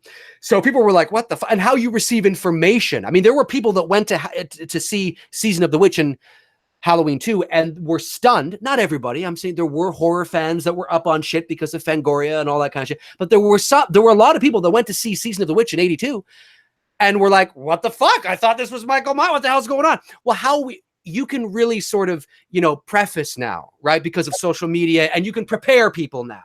Right. So anthology and the idea of anthology and the potential of an anthology is much more. Yeah, there's some people that don't like it, but it's more attractive now than it's ever been. Exactly. So that doesn't mean it's not going to be, or that it's going to be successful. But I think the probability is there. Doing 4 more sequels with this Michael Myers, with Andy Matichuk's Allison, get out, fuck off, come on, you're better than that. You know, like, what the hell is this gonna? We'll just do the same thing over again. You know, it's just like, oh, it's done, man. It's done. It's done. Myers throwing up his gang sign like this. What's up, guys? There's 2 fingers missing. Yeah. That's why my sequel idea takes place the same night and is going to end it all. You know, because I'm like, yeah, okay, do a sequel, do it, but end it. And I'm fine with that. Look, if they've got a way to really give the fans a proper ending, a well-made film. You know what? Sorry, dude, I didn't mean to interrupt you again. No, my apologies. I'm like, it's like, Dave, shut up, let him speak. You know, some people have jokingly said this over the years. I actually think it's a great idea for anthology. Remember in the original Halloween when Dr. Loomis was walking through the graveyard, talking to the graveyard keeper, and he was talking about old Charlie Bowles. Yeah. Right. And then he went in, he kissed his wife and his 2 children goodbye, and then he proceeded to, and then Dr. Loomis is like, where are we? You know, it's like, oh, he proceeded to what? Right. That's old Charlie Bowles. That's a great idea for an anthology. Oh my God, he proceeded to do fucking what? Who is this Charlie Bowles? Old Charlie Bowles? What the fuck, right? Whoa, what the fuck? And then you can, in that Charlie Bowles movie, you can have Charlie Bowles reading a Haddonfield newspaper. Now, you know what I mean? I have to, right? And I have to rewatch that scene again. He's from Haddonfield, right? No, it's in Russellville, I believe. Okay, so Russellville or something like that. And I think it was Russellville. Right, but did it happen on Halloween? I can't remember if it did. But all I'm saying is I can't remember. But the idea is kind of like, well, and then in that Charlie Bowles movie, you can have Easter eggs that tell you you're in the same universe. Like maybe he picks up. I can't remember if the Charlie Bowles thing happened the same year as Michael murdering Judith or not. But anyway, you can play with it. You can totally play with it. Totally play that. Like you could have him pick up a newspaper where he's reading about, you know, 6-year-old kid murders his sister. Yeah, like you could totally do that. Maybe he's got to go to the bank, you know, or he's got to go somewhere and he's got to drive to Haddonfield, right? So you see the Haddonfield sign. Like, again, that doesn't mean that movie's going to be any good, but there's examples of you can build on it. Like, that's kind of cool because there's always that sort of like, and then he proceeded to, well, now you're going to find out what he proceeded to fucking do. You know, and it's like, wow, but maybe that's better left as a mystery. Maybe some people might be like, nah, dude, I don't want to know. I want to fill it in myself. But that's an idea of what you could do in terms of anthology. You don't just willy-nilly it, but you look at certain things like, oh, that's not a bad idea. And then maybe Charlie Bowles becomes a whole fucking, not a series, but like maybe you get a couple of films out of Charlie Bowles and he becomes an iconic character or something. I don't know. I don't fucking know. I agree. And I think they could easily go back to Season of the Witch and tell it in modern time today, a sequel to that specific film. I thought I saw something scroll by on a Loomis prequel. No, you can't have Loomis without Michael. You need the two together. So it's like, it's really tough to sell me on just a Loomis solo prequel film without having Michael Myers in there. The two are married. Well, and the thing, yes, and the thing for me is I don't want to like on paper it sounds cool. Right. It sounds cool. But the whole idea of actually being shown Michael in the hospital. And I know we saw him sitting at a window looking back in Laurie's, flashback in part 2, or dream. But I just mean that the whole idea of seeing like a Halloween series where it's the formative years. It's Michael in Smith's Grove, and we see him as a child sitting in a room, staring at a wall, not seeing the wall, looking past the wall, and Dr. Loomis and what he's got to deal with. I don't want to see that. Right. Because the reason why it was so cool when Dr. Loomis was talking about that, at that moment, we're not Dr. Loomis, we're Sheriff Brackett. Yep. In that scene, we're Sheriff Brackett, and we're listening to this, and we're being told this story, and we're standing there, we're like, fuck, we're filling it in. We're filling it in, and we're imagining, was he, wow, like he's, what the fuck? Like, and I love the fact that part of the story is a mystery. Yep. It's just like, what the fuck happened in Smith's Grove? Like, what was going on there? Was there seedy shit going on? Was there not seedy shit going on? I don't want to know that. I don't want to see that. Because for me, seeing that, romanticizing that, illustrating that, for me anyway, takes a little bit of the spark out of that Loomis dialogue. Sure. Out of that Loomis monologue. Because it's like, I kind of know what he's talking about. I want to be in that haunted house. I want to be in that abandoned house with Sheriff Brackett with no lights on and just my flashlight listening to Loomis fucking tell this story. Like, fuck. Sure. You know? Doing a Loomis prequel, it's not like doing like Obi-Wan. See, with Obi-Wan, you can get away with it with Ewan McGregor. Ewan McGregor is beloved by Star Wars fans. They've embraced him. I mean, obviously, Sir Alec Guinness will always be revered as the original, the OG Obi-Wan. But one second, Michael Martinez in the chat room. Check your messages. Just let you know, Michael Martinez is a patron, and he messaged me the other day, so I sent him a message back. So, all right, continue. Sure, I was just saying, so like when you're talking about like doing an Obi-Wan movie, whatever prequel, whatever, with using Ewan McGregor during that in between period between episode 3 and episode 4, it makes sense. It fits. Because there is adventures, there are stories you can tell with what Obi-Wan was doing during that time. There's just nothing you can really. There's no adventures. There's no story. And when you're absolutely right. And when we see Michael in Smith's Grove, would it be cool? Yeah. Would it be kind of creepy? Sure. Could they do a bunch of stuff? Sure. But you take the mystery out. Yep. You take the mystery out, and I don't want that. I just want to hear Dr. Loomis tell me I watched him for 15 years, sitting in a room, staring at a wall. And then every time you watch that movie, you're going to start thinking about this fucking TV show.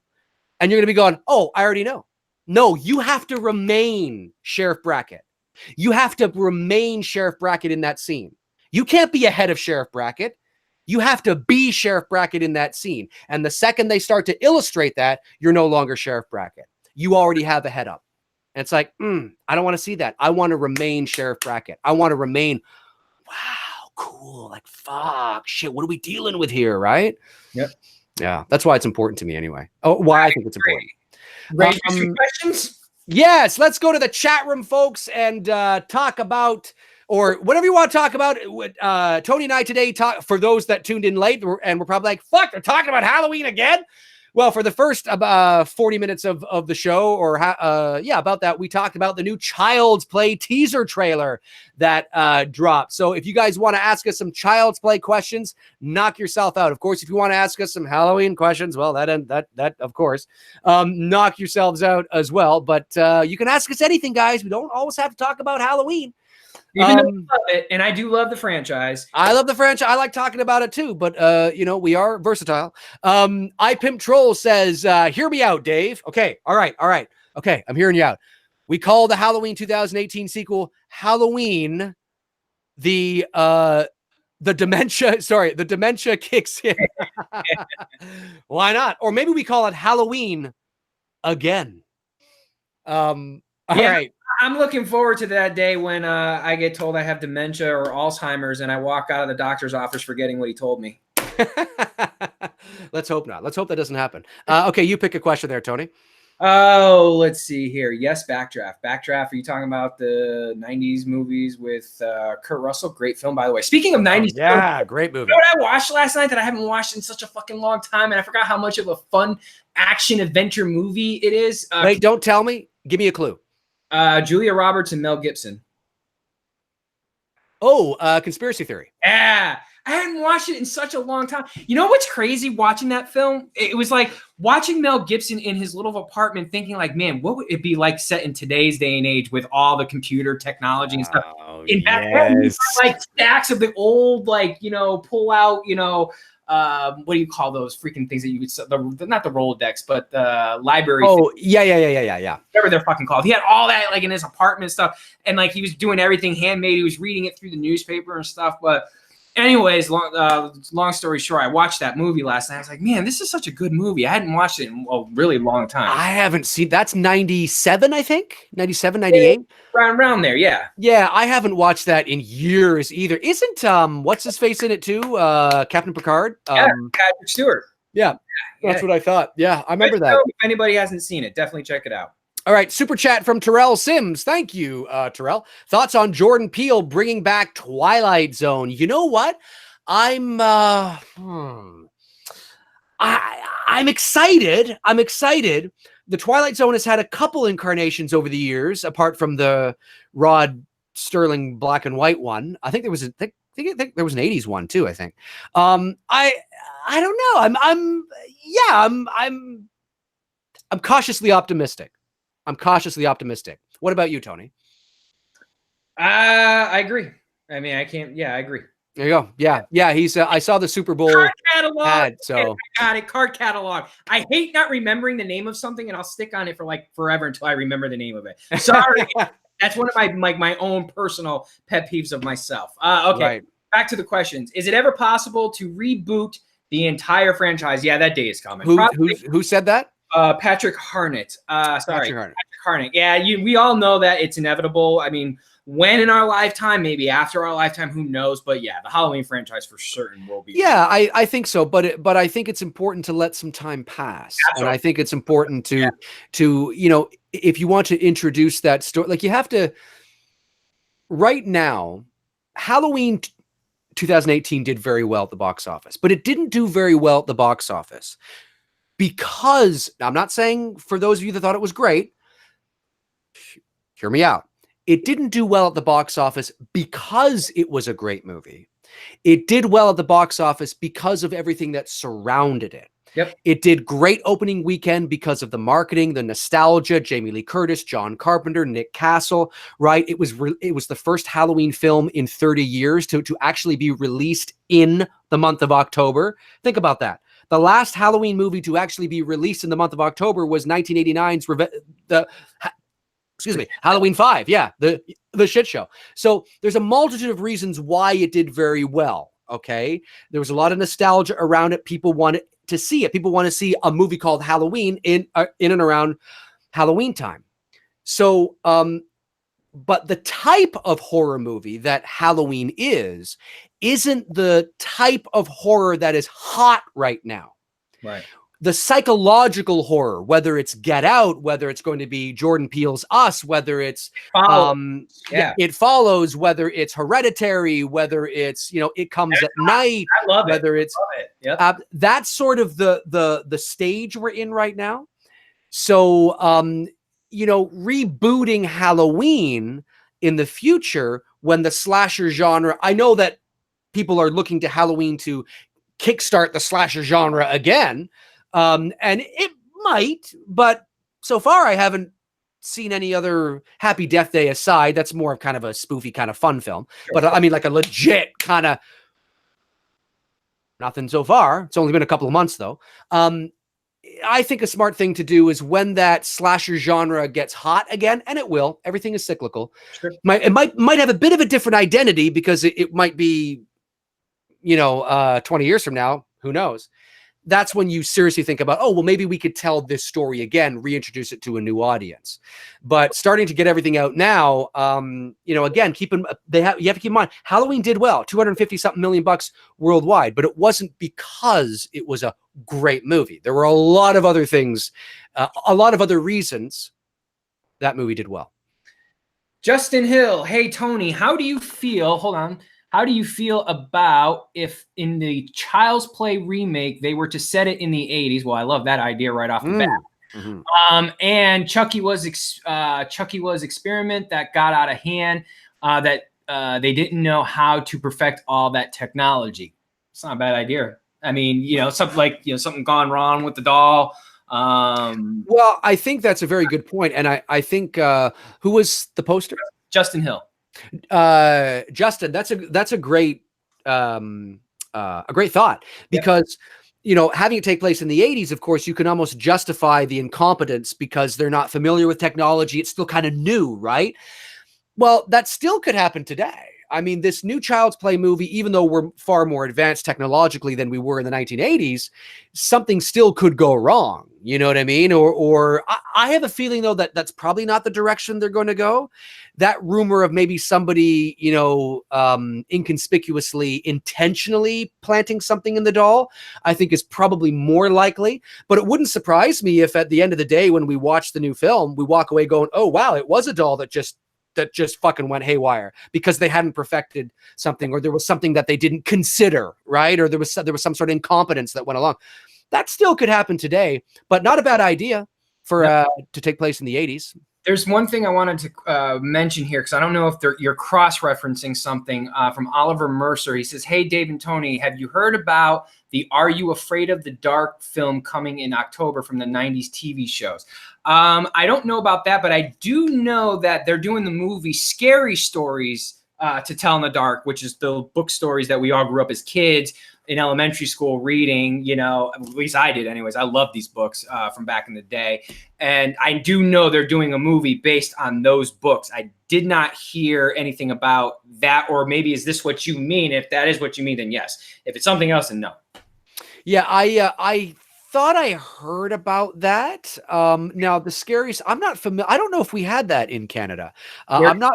Oh man. Yeah, I'm not. Now, of course, great.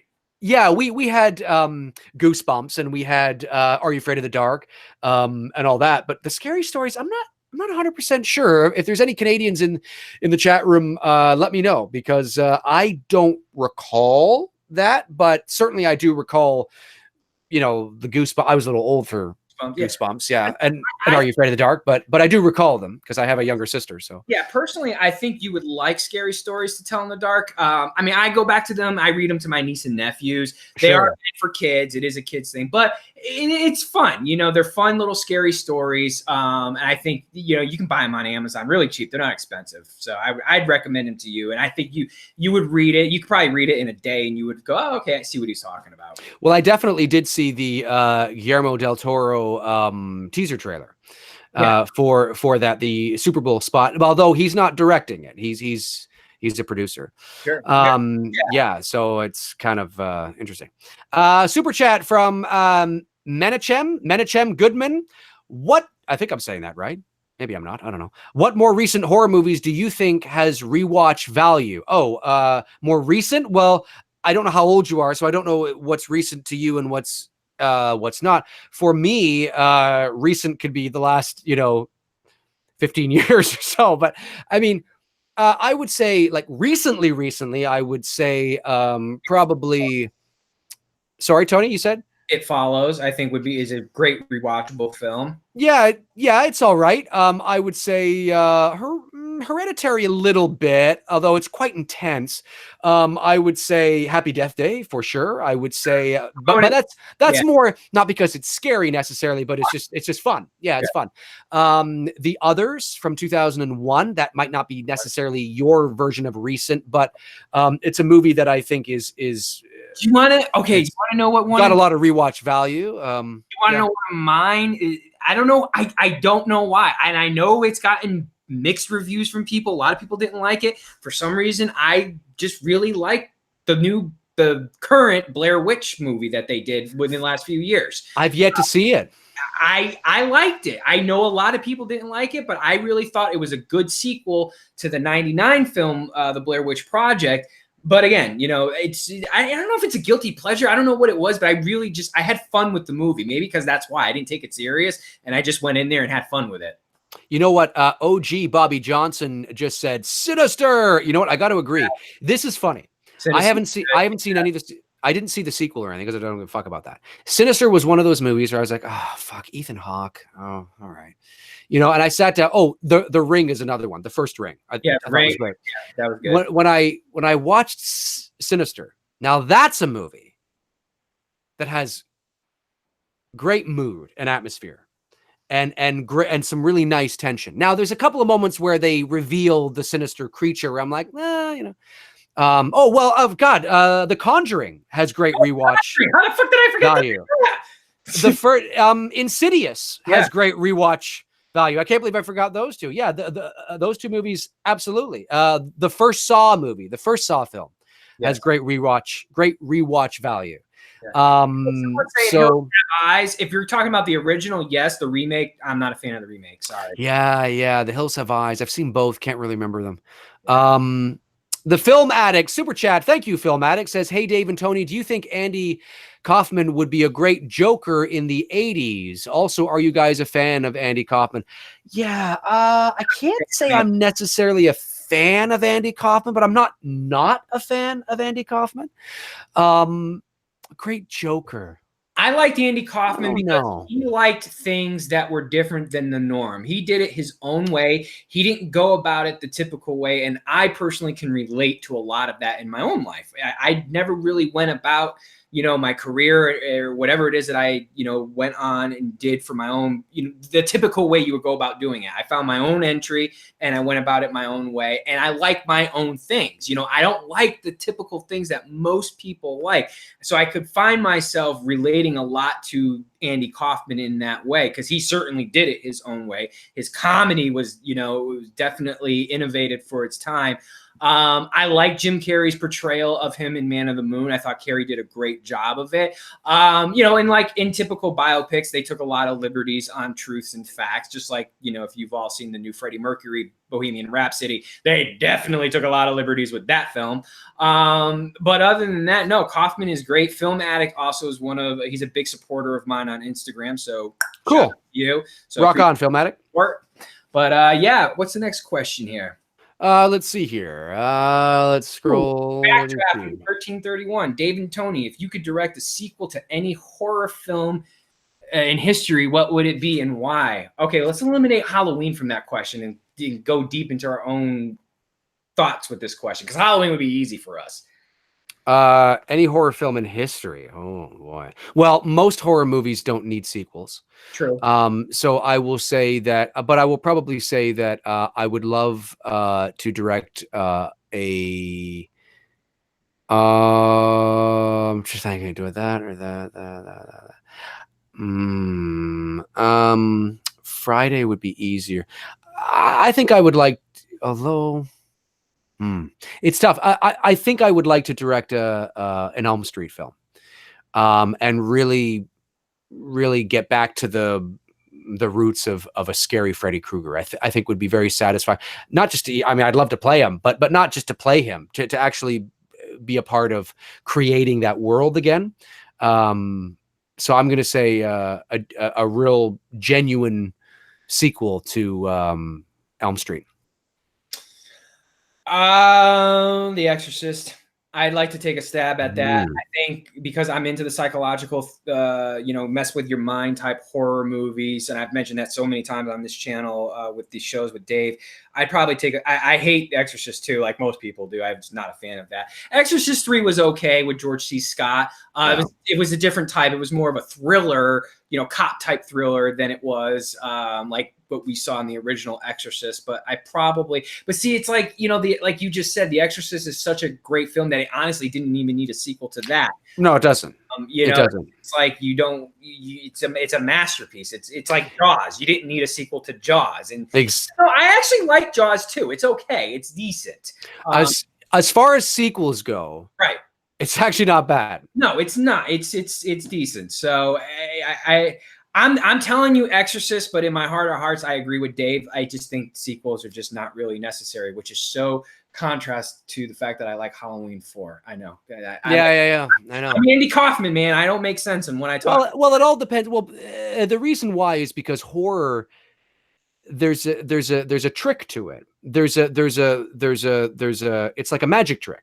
yeah. And once you sort of know how the magic trick is done, which is experiencing the movie, being scared, once you go through that again, you already know how it's going to go. Oh, I changed my mind. The Crazies. George Romero's The Crazies. I would do a sequel to that. That might be a sequel, because you could do a sequel to that, and that would be a good sequel to do. So there, it's something. There we go. I'll go with that. Okay. All right. Perfect. See, I'm with you. I am a theater of the mind kind of guy. So at the end of the day, I would much rather be directing a psychological sort of horror. But of course, this is sequels, and most psychological horror movies don't have sequels, don't need sequels. So you kind of have to resort. Well, I'd probably resort to slasher then. But yeah, I would definitely probably do a Elm Street, because I'd love to be able to make Freddy scary again.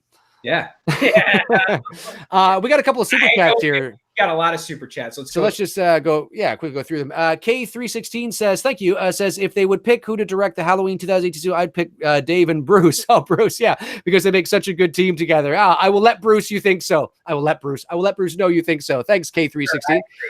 I Pimp Trolls, thank you very much. Says, your thoughts on T6? I think it's going to be SJW trash, but that's just me. I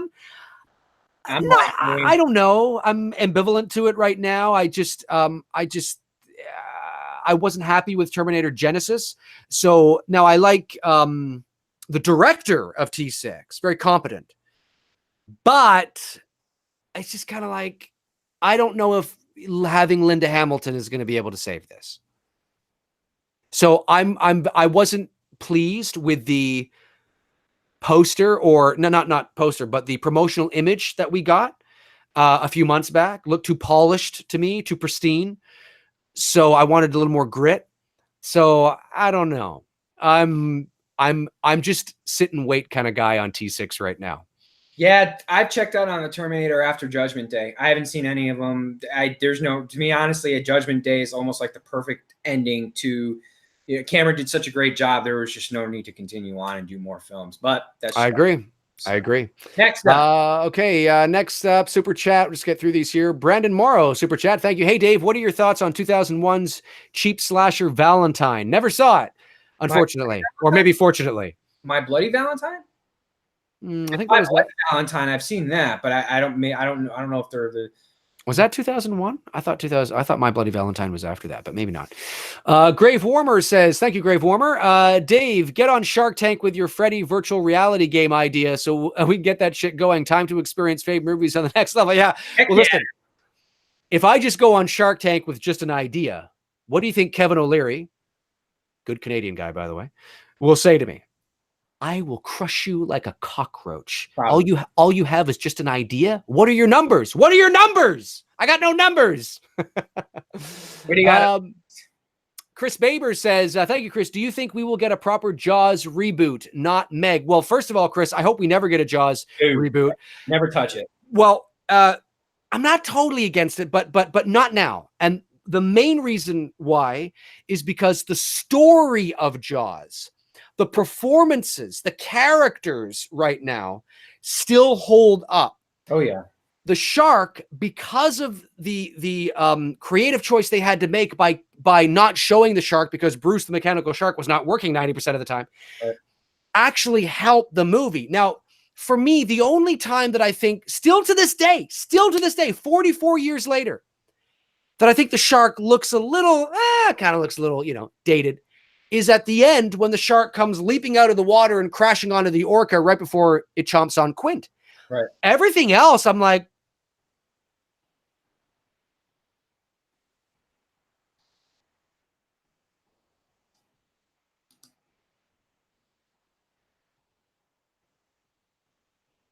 where, the shark knocks over the boat. You see the shark's mouth. Oh my God, that's terrifying to this day.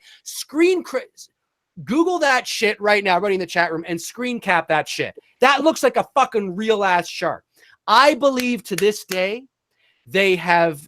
Are we on still? I think we're on. We're good. We froze for a second, but okay. I believe to this day they have still not mastered the CGI shark. And if they were to make a Jaws remake, they would be using a CGI shark. Obviously, I understand it. I still think every fucking movie, and I'm not talking about Sharknado, I'm talking about legit shark films and the mega side. I don't buy it. It looks like a CGI shark to me. So I still think the original Jaws holds up. I really do. I really think that shark looks badass still. But that's me. Like you said, who are you gonna get to play Quint? I mean, Robert Shaw is Robert Shaw. I mean, yeah. That's true. That's true. Well, it is Spanish ladies. Show me the way to go home. Dave and Tony. I'm tired and I want to go to bed.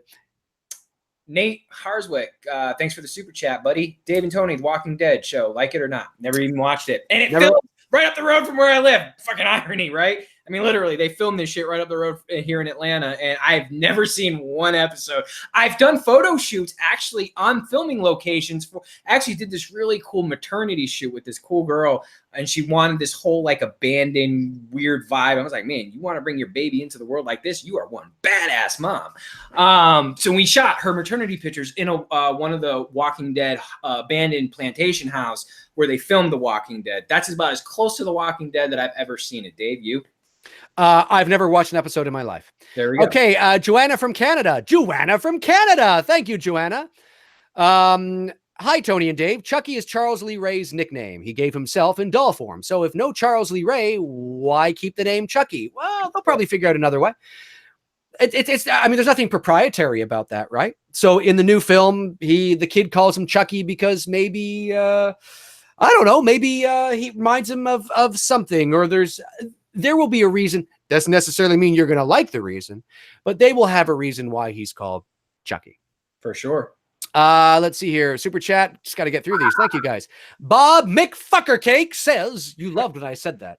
Bob McFuckercakes. Gosh dang it, I got peanut butter on my penis. No, Bob, it's gosh dang it, I got peanut butter on my penis. Brandon Gregory, Dave and Tony, what is the best sequel ever made? I'm going to have to go with Godfather 2. That's kind of a tough one because it won an Oscar. It's the only sequel to ever win Best Picture. Like its predecessor, The Godfather, won Best Picture as well. It won a few other Oscars, but it's the only sequel film in history to win Best Picture. Yes. I haven't seen those movies in years. So it would be only sort of tagging onto what Tony said because I know they are so revered. And it's not that if I were to watch them now, I wouldn't still think the same way, but I'll have to go by sort of what I know kind of consciously currently. And I'm not necessarily the best sequel of all time, but maybe one of my favorites, my favorite of all time. It's kind of classic and a little cliche, but I got to go Empire Strikes Back. I just, it's kind of like, I mean, just to the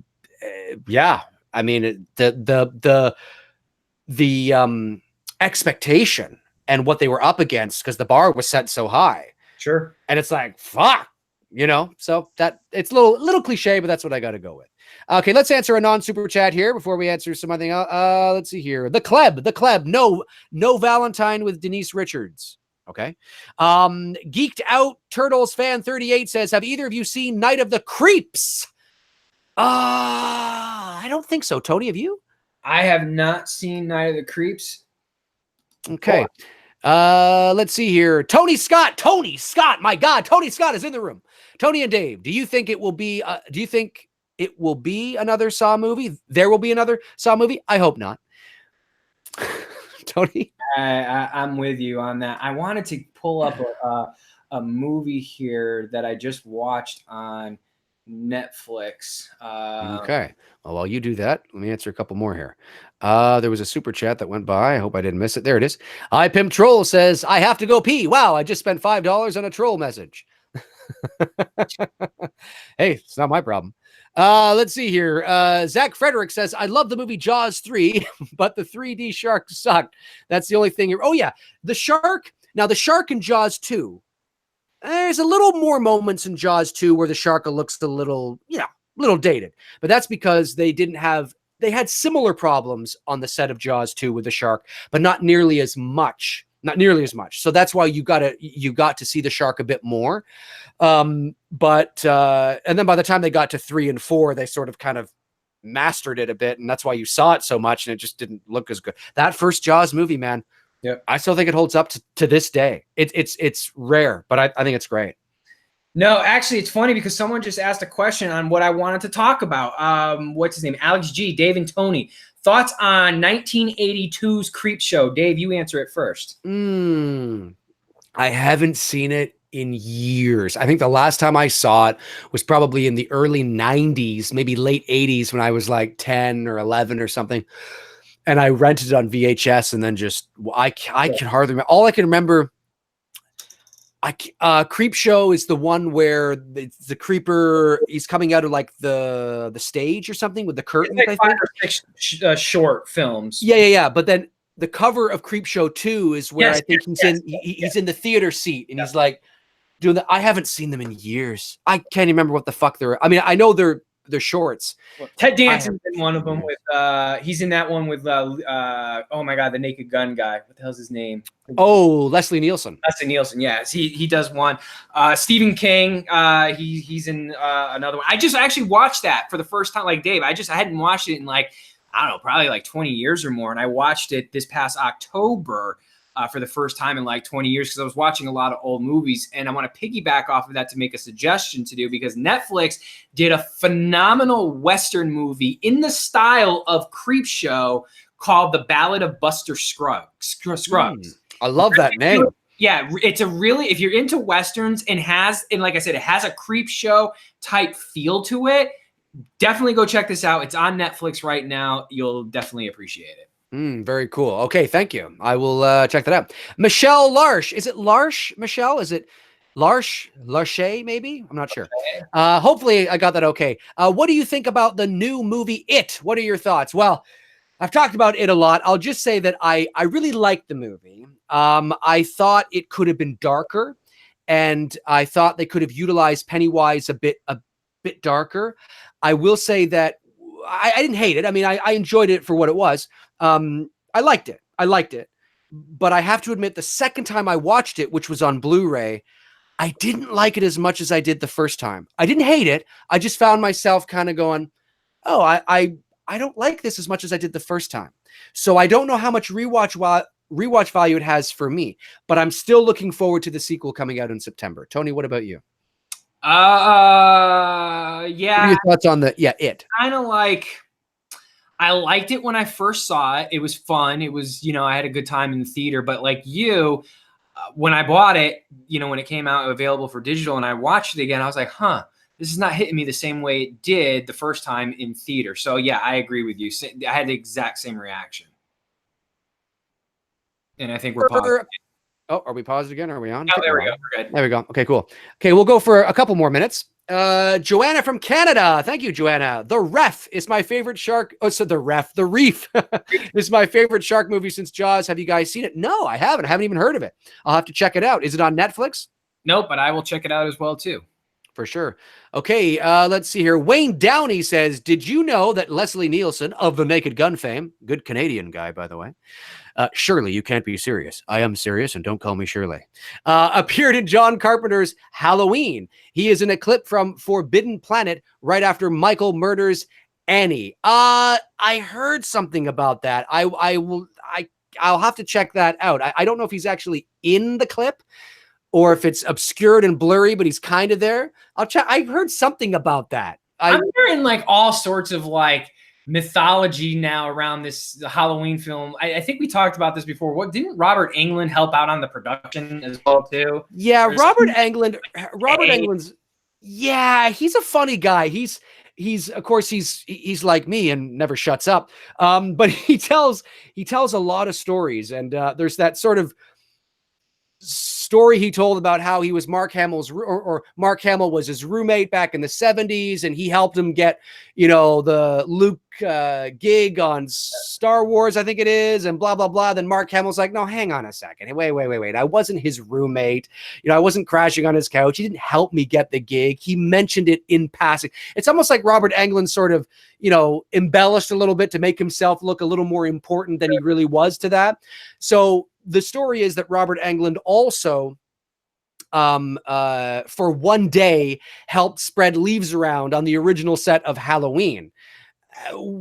Okay, apparently that's true, but just do a movie on the life of Robert Englund with all his crazy stories. You totally could. Whoa, a bunch of super chats suddenly came in. iPimp Trolls $5. Thank you, iPimp Trolls. DJ $1. Thank you, DJ. Chris Baber. Thank you, Chris. Dave, I just finally watched your H4O conversation posts when you had a great back and forth with Yablans and Cundy. Oh, great. What were your takeaways after those conversations? You are lucky indeed. It was, well, first of all, I think my favorite was talking to Dean Cundy. No disrespect to Irwin Yablans. I mean, he is the god.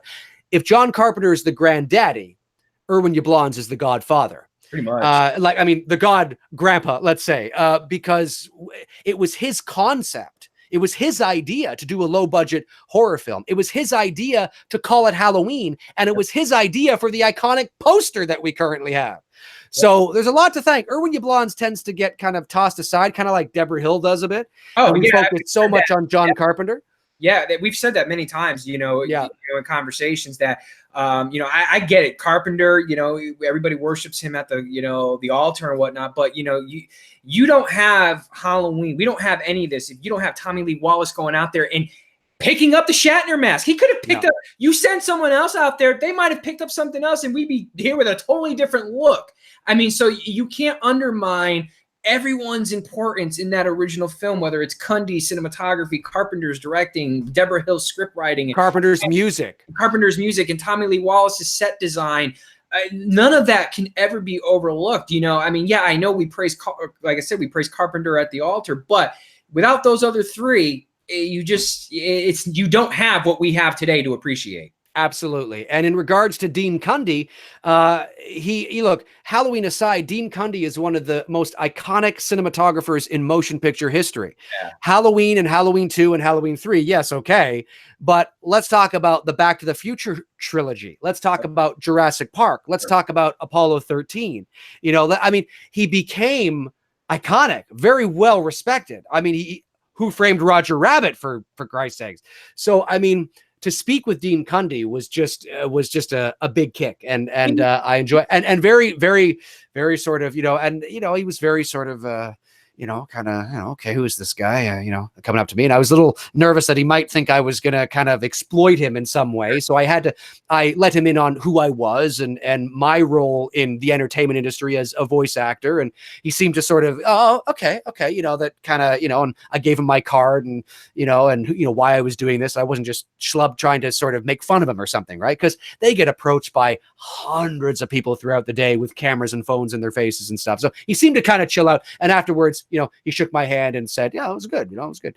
So, really cool guy. For me, Cundy would be as close as I could get to like sitting down and talking to like Stanley Kubrick, which I'll never be able to do. Not in this life anyways, but Cundy's work as a cinematographer, especially in Halloween, definitely is one of many inspirations, not just in the photography world or cinematography world, but one of many inspirations that I have, like, Kubrick, of why I do what I do. And I think, I'm never going to get that chance to talk to Stanley Kubrick, but to be able to sit down with Dean Cundy and just like geek out about, lenses and cameras and just different shit, not even talking about the movies he's done, but just geeking out about, making, the making process of a movie and the decision making of framing the shot and why we go with this versus to go in that. That's what I would love to do. Absolutely. I would like to be right there, right beside you.